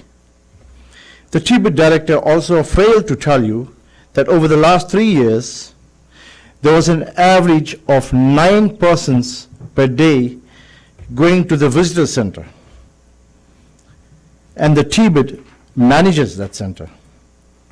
The TBIT director also failed to tell you all that hotels like mine also pay a state tourism fee that markets the national park and our state. Please, let's be the first city to stop the wasteful spending of taxpayers' money. Let's ask our city manager to order a star report that is market specific, just for 29 Palms, before you approve any further spending. The star report will give you the actual numbers of the city. To date, the TBIT has failed as hoteliers. My hotel has not seen any benefit from the TBIT. Thank you. Thank you. Okay, anybody else from the audience before we close the public hearing? Seeing none, close the public hearing, bring back to council. Any discussion or questions for staff or? Yeah, I got a question. What's the average cost of a star report? I think it's, and we do get I think Brianne here, is it $500 a year, I think? Yeah. And they pay for it, right? Yeah, the TBID can pay for it within their budget. We do get the, Brianne, can you address that? Do we get a star report? I believe so, right? You get for the county, city manager, not for the city. Well, that's the AirDNA. Right, so the TBID has in the past paid for a star trend report, and that is market specific. That's just for 29 Palms hotels. Yeah, thank you. Yeah, and the thing about the star report, just so the council's aware, it's only the major brands. So you don't, so it gives you a perspective, a very good perspective, I might add, but it's just brands. And so it's not all the small hotels. Okay, any other questions? Okay, looking for a motion? I make a motion the city council hold a public hearing and adopt resolution number 2119 confirming the levy of assessment. Second. Okay, I have a motion to second. Any further discussion? Seeing none? Roll call, please. Councilmember, excuse me, Councilmember Klink, Aye. Councilmember Belderain, Aye. Councilmember Wright, Aye. Mayor Pro Tem Ogilvy, Aye. Mayor Mintz. Aye. Approved 5-0. Thank you. Okay, number 16, adopt a resolution of the City Council, 29 Palms, finding and determination of public interest and necessity of occurring and authorizing condemnation of property. Mr. Mayor, members of the council, you have before you actually 3 items. It's action item, or agenda items, rather, 16, 17, and 18, that are in essence identical. So I'm going to address all 3 at once and Can we make an action on all of them at once? You can make a Make motion motion to do all. that if you want. So the presentation's identical for the same. The only distinction is that there are 3 different property owners and a handful of different APN numbers that we're addressing here. A resolution of necessity is an action that the council is required to take under the eminent domain law if the council were to go forward ultimately and condemn property.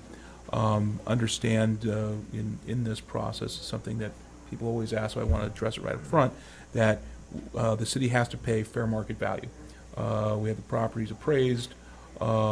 We've made efforts to negotiate with the property owners. Unfortunately, our negotiation efforts haven't been successful thus far, and so in order to be able to move forward with the proposed project, if the council wants to obtain the properties, unless further negotiations could be fruitful, going through the formal eminent domain process will be necessary. So as I mentioned, this is the first step in that. There was a notice that was sent to each of the property owners as is required by law, and this is the time for you to adopt the various resolutions that are referenced in the 3 different agenda items. And with that, I'm happy to answer any questions.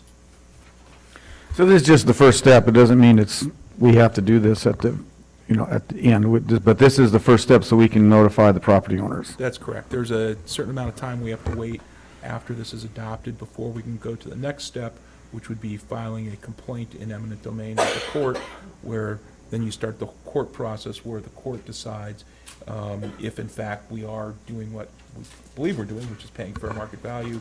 The property owner disagrees with that.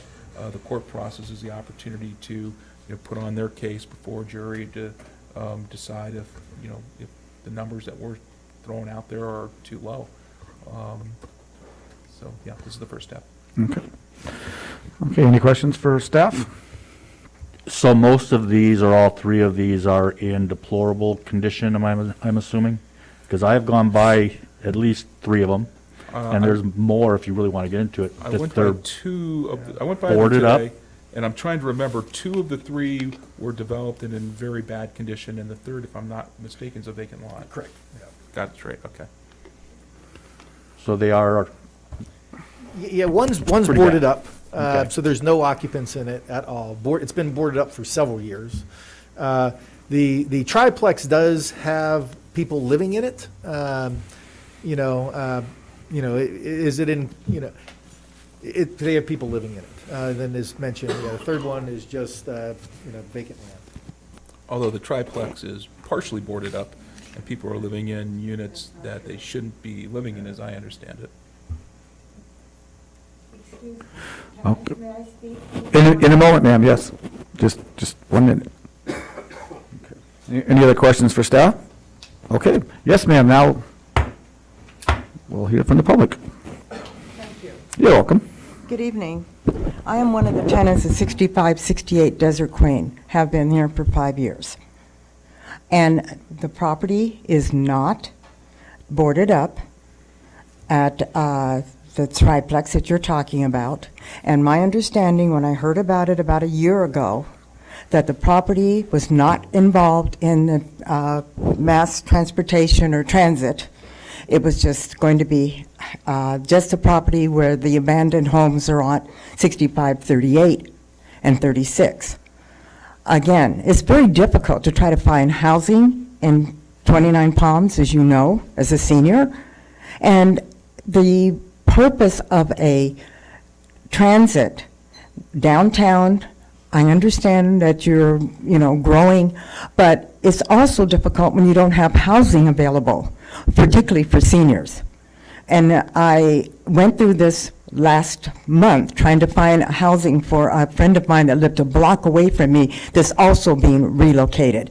I guess you're going to take this whole downtown area where folks are living and make it, tourist friendly, and you're not considering the homeowners. So what I'm asking at this particular time, if we have to, I've just heard about this, is why I'm here tonight, and I'm truly really not prepared that you were considering condemning my property. Not my property, but where I live. And I'm taking it very personal, and if we have to do anything that is necessary to be able to stay there, I understood when Frank, the city manager, had spoken to the owner, and he said, we're going to build around the property. And now all of a sudden, I'm seeing right here, you're considering taking the property. So I guess, as I'm going to say, as a concerned renter and member of this 29 Palms, that you need to reconsider. Build around, as you mentioned, I can't think of your last name, but I know Frank. Build around, like you said. A bar is opening up across the street, and I've also talked to other homeowners on Desert Queen, and they're also concerned. The Ground Squirrel is going to be a bar, and there's parking lot behind that. That's changing. You already have other empty lots literally across the street on Split Rock. Why don't you go there where there's no homes really involved? Again, thank you for talking to me. I'm sure I'll be speaking to the council again, and next time I'll be better prepared. Thank you for your time. Thank you. Can we ask her a question? Sure. Ma'am, could you come back to the podium? Mr. Wright would like to. Certainly. Are you the only tenant in there, ma'am? No, I am not. I didn't get a chance to tell the other tenants tonight. Oh, excuse me. I'm sorry, I had it. It's okay. Pardon me, okay. No worries. No, I'm not the only tenant there. But I found out about it, and I didn't get a chance to tell everyone, You know how many- how But many people even live in so, I don't know where they, in fact, the appraiser for the property, for the abandoned properties is 6536. I happened to be home, was home, I'm retired, and he said, oh, we're not looking at your property, we're just looking at the properties that this older guy had a stroke, and he he owns quite a bit of property, and he's going to go ahead and sell it to the city. But we're not interested. I said, are you appraising the property where I live? He said, oh, no, that's not involved. I don't have his card. Like I said, I didn't know anything about this until about maybe an hour and a half ago. So how many people live there? Pardon? How many people live there? In each unit. There is someone that lives in each unit. I don't think that's any of your business. I'm the owner of the property. Okay. And I've been emailing you. So let's, wait, I'd like. My last name is Briggs. Wait, let's, ma'am, are you done? Because your time was up, so. Oh, okay. that's why I said, thank you Okay, for your time. thank you very much. So, sir, would you trying like? to get information. Okay, my last Okay. name is Briggs. It's Briggs. I've been in contact with Frank. He's never returned any of my calls. You keep harassing me, sending me emails. I keep telling you I have no interest in selling the property. So I've just hired the lawyer. So maybe you can explain and enlighten me on what your plans are. I'm talking to you. You're the one been sending me emails, all of you guys. All the city councilmen, none of you guys have This responded is to your any of my opportunity to emails. address the council, not individual staff people. I've left the message with the mayor. I and did think return your it's call, right. sir, and I got your voicemail, and we haven't contacted, Okay, but I did I try. feel like it's harassment because I have no interest in selling anything. Okay. I have no interest in selling anything. You can proceed to do what you want to do. I have a lawyer, if that's what you want to do, whether if it's eminent domain or not. I don't think it's right, and I don't think it's fair. Okay. No one wants to elaborate on what I'm talking about? I don't. No, well, I asked the question, you don't want to answer. I've so sent I'm you good. also an email, and I've also spoke with you last year. Your response was just to do something for the community. That's not the right way to do things. Okay. And Mr. Mayor, just so you're aware, so I've tried to contact the owners numerous times. We have a database that Rattan and Tucker has with lots of contact information, numerous. I want to say there was even a partner on this property as well, and I've reached out numerous times. Sir, you contacted me on the weekend on a Sunday at 3 a.m. in the morning. I have copies of the emails. And I don't think you're working at 3 a.m. in the morning, and that's not right. And I've sent you emails back. Yeah, I don't see 3 a.m. in the morning. Yes. No, I have the email to show it to you. Okay. That's harassment. Okay. Okay, well, is that, are you good, Matt? Okay. Thank you. Oh, if you could please fill out the green line slips for the city clerk, she'd appreciate it. Thank you. Okay, anybody else in the public would like to make a comment?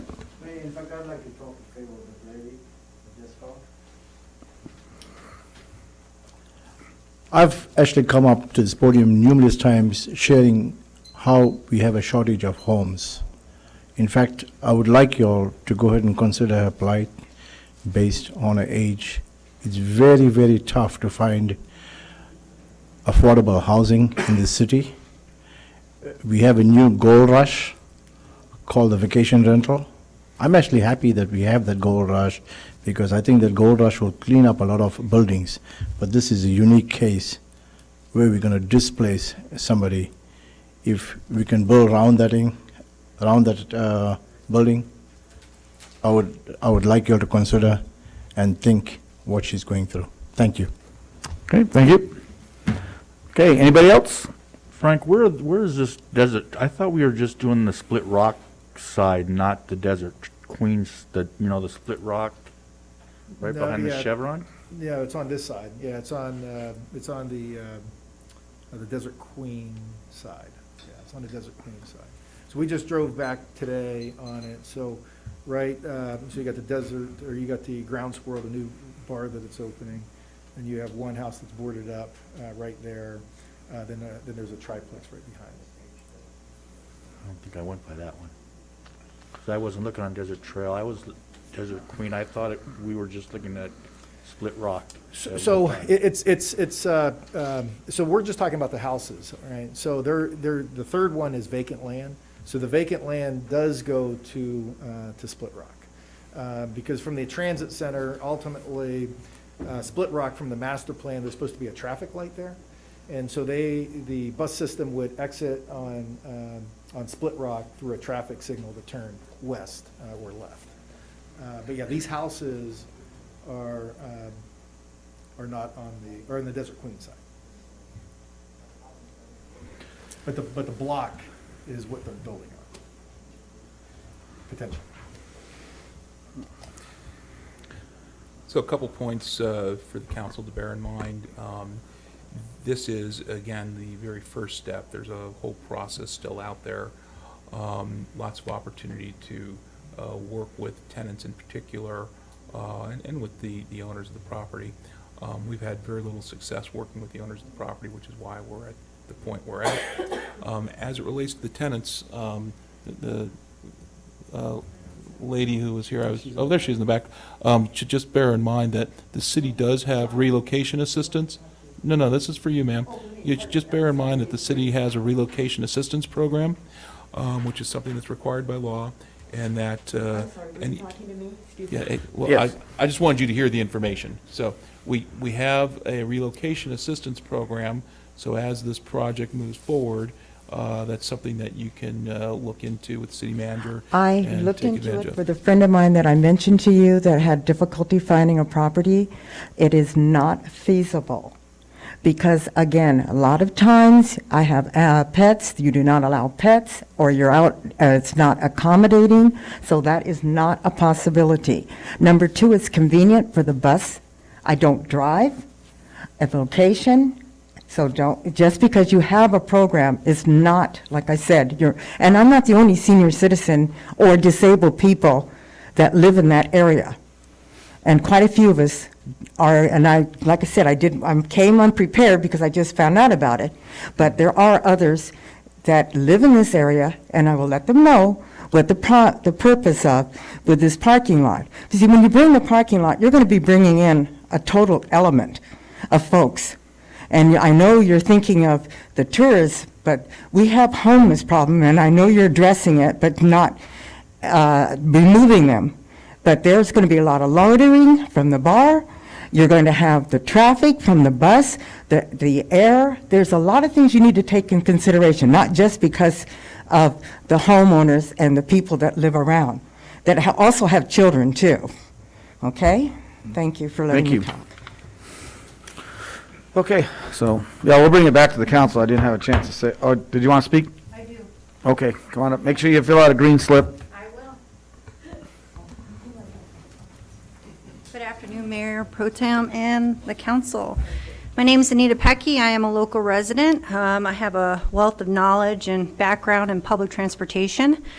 I would like to highly recommend that the planning department look into or work with MBTA in regards to funding that can be transit-orientated development, which is supporting affordable housing for people in that area. I am a resident in that area, so my heart does go out to you. I do understand. So, you know, I just want to make sure that that's on the record, that that's something that can be explored with that area, because there is low-income housing in that area, so. Okay. Well, thank you. Thank you. Okay, all right. Anybody else?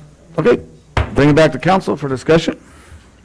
So, Mayor and council members, I really don't feel I'd be comfortable in voting these in right now until I go out and actually see, because I thought it was just a Split Rock side. If these people live on Desert Queen, I'd like to see where they're at.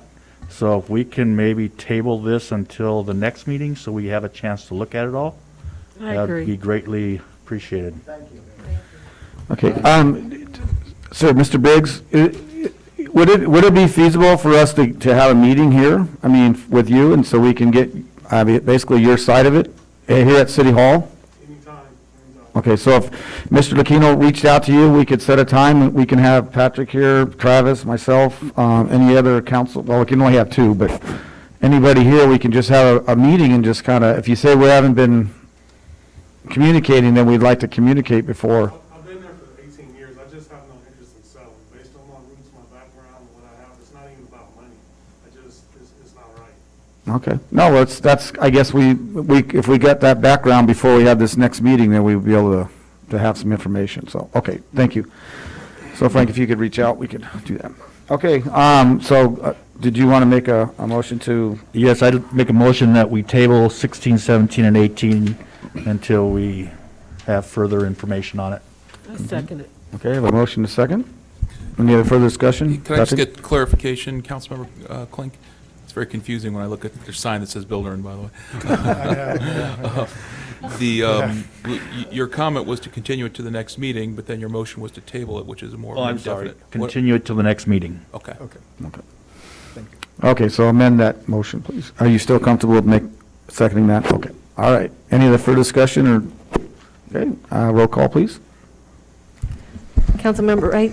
Aye. Councilmember Bildery? Aye. Councilmember Klink? Aye. Mayor Pro Tem Ogilvy? Aye.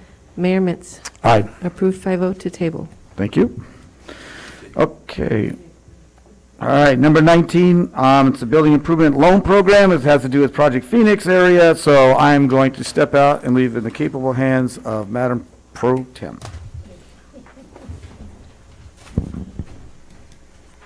Wait till I leave before you go. Leave the building.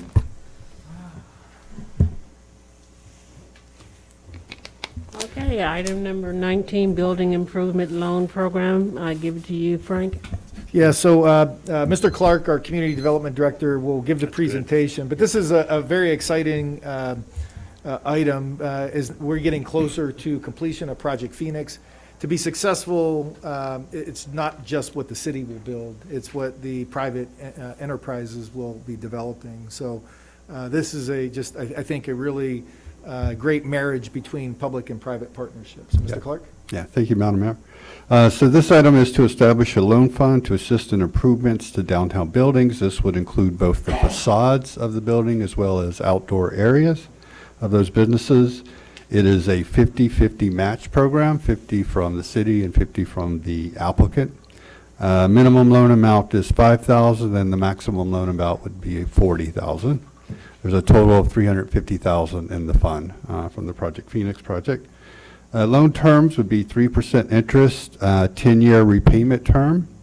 The applicant would be required to submit an application along with their plans. Obviously, anything that needed a building permit would have to have the right engineer or architect stamp on it. All of those costs could be included into the loan amount.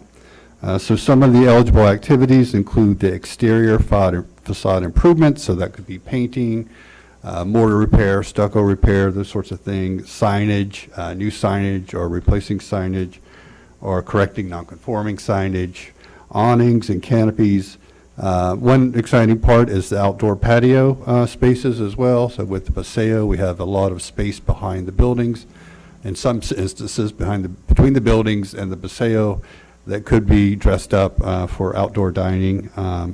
ADA improvements are also eligible to provide adequate ADA access, landscaping, lighting, and art.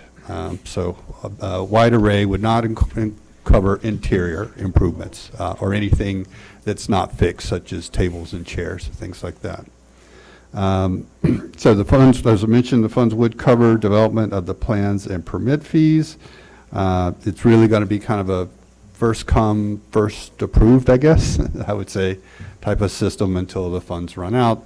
And I know we already have a lot of business owners downtown that are interested in the program, and we're eager to see the structure of the loan program and how it is going to be rolled out. So happy to answer any questions you might have. Any questions from the council? Public?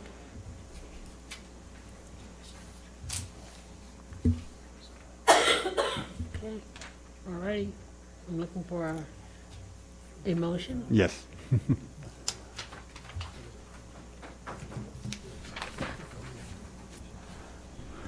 I'll move for the city council approve the building improvement loan program in furtherance of the development of the city's downtown and appropriate $350,000 from the Project Phoenix capital budget to fund the program. Second. A vote? Councilmember Bilderrain. Aye. Councilmember Klink. Aye. Councilmember Wright. Aye. Mayor Pro Tem Ogilvy. Aye. Approved 401.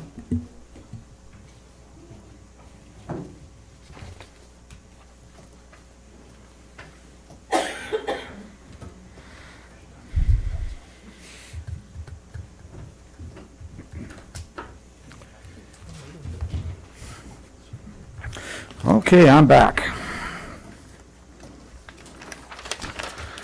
All right, future council initiated items. We have 2 on there. Does anybody want to add any or make? Nope. No, seeing none, okay. Okay, public comments. This is the time for the public address of city council on issues within the jurisdiction of the city council that is not on this agenda. All comments are to be directed to the city council and shall not consist of any personal attacks. Members of the public are expected to maintain a professional, courteous decorum during their comments. This is a time limitation of 3 minutes per person. If you've not already done so, please fill out a name and address slip and get them to the city clerk. The city council is prohibited by state law from taking action or discussing items not included on the printed agenda. Public comments on the specific agenda items will be deferred until consideration of the agenda item. So I have 1. Vino?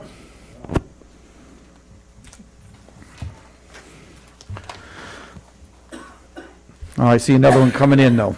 Sorry? Thank you, Mayor. I want to take this moment to thank the city manager, Mr. Franco Milicino, for working in the city. I know how hard it is to find people to work in the city. I know both him and I have good intentions for our city, just our approach is different, and sometimes we don't agree. I admire him that he does not take anything personal, just like me. I guess my training or learning experience is slightly different, since I served 4 years in the RDA board in the early 90s, and I was constantly told that it's okay to sacrifice a select few for the better of the larger community. When we are done with our disagreements, we have very good conversations. We are able to break bread or smoke a cigar with common friends we both have. This is what makes our country the greatest place in the world to live in. We agree to disagree publicly and still be friends and have a decent relationship. God bless America. Thank you. Thank you. Go ahead and bring your slip up. Oh, there she is.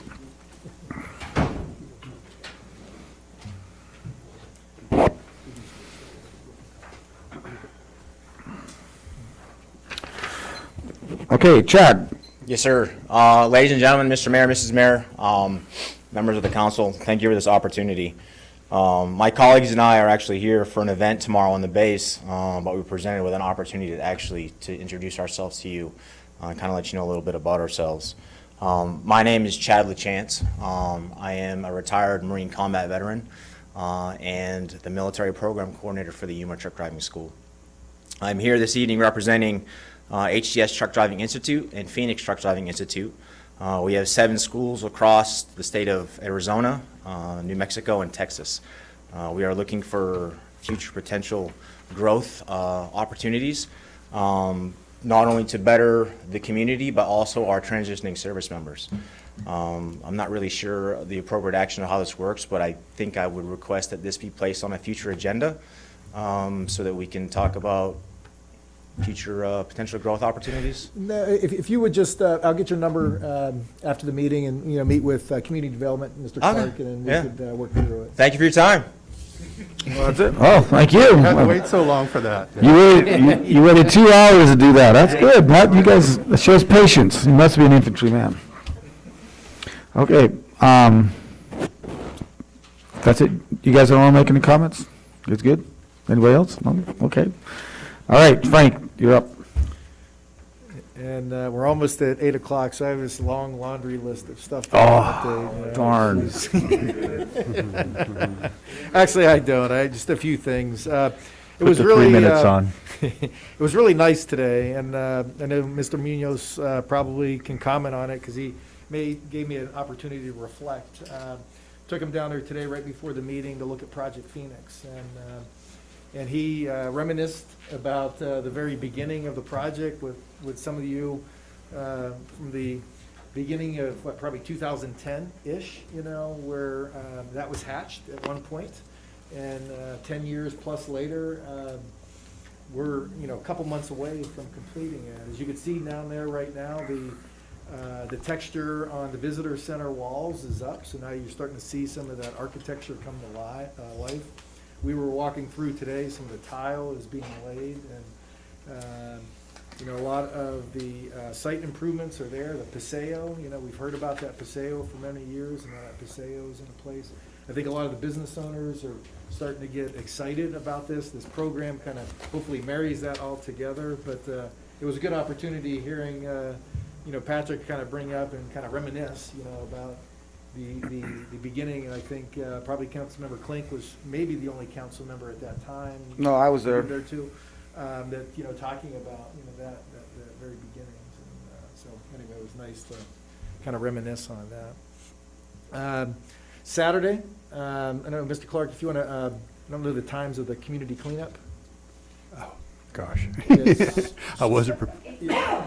8 to 12. 8 on to 12. Saturday, October. So this weekend is our community cleanup, 8 to 12.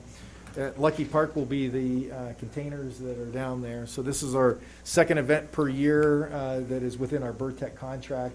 We planned this one, not last year with COVID, but typically right before our annual event, Pioneer Days.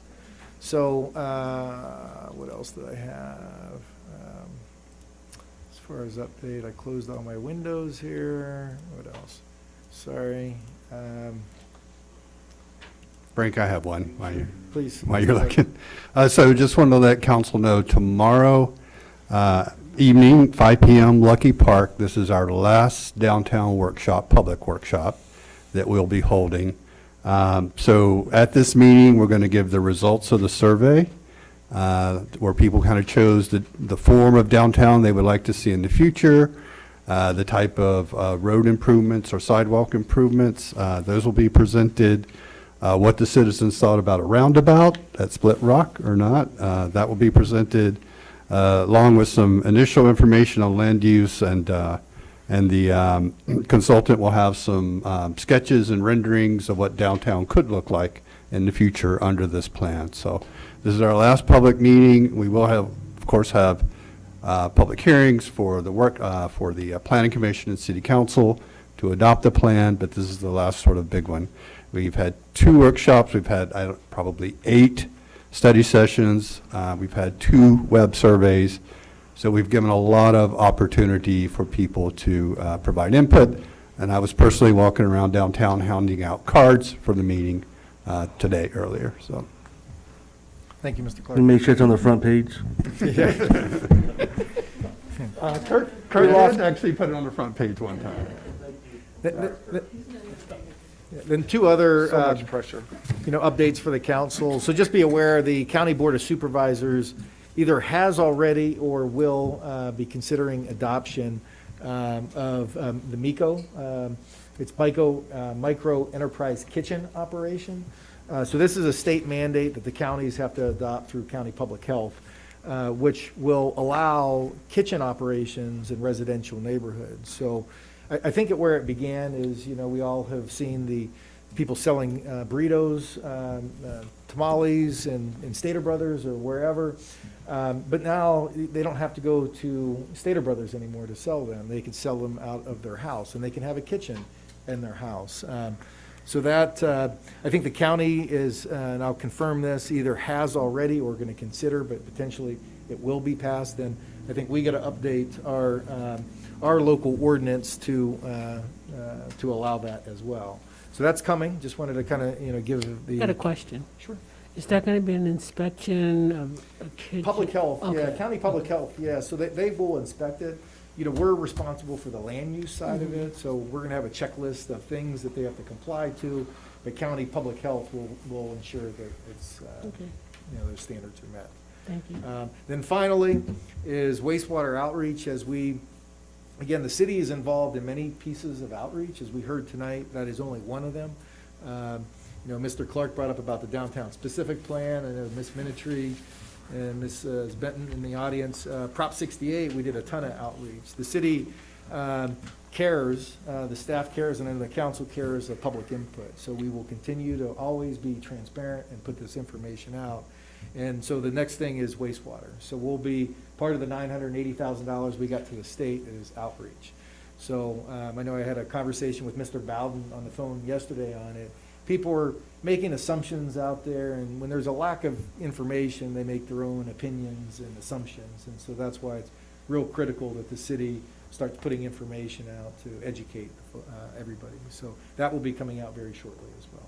And that's all my updates. Okay, any questions for Frank? All right, well, thank you, everyone, and this meeting's adjourned.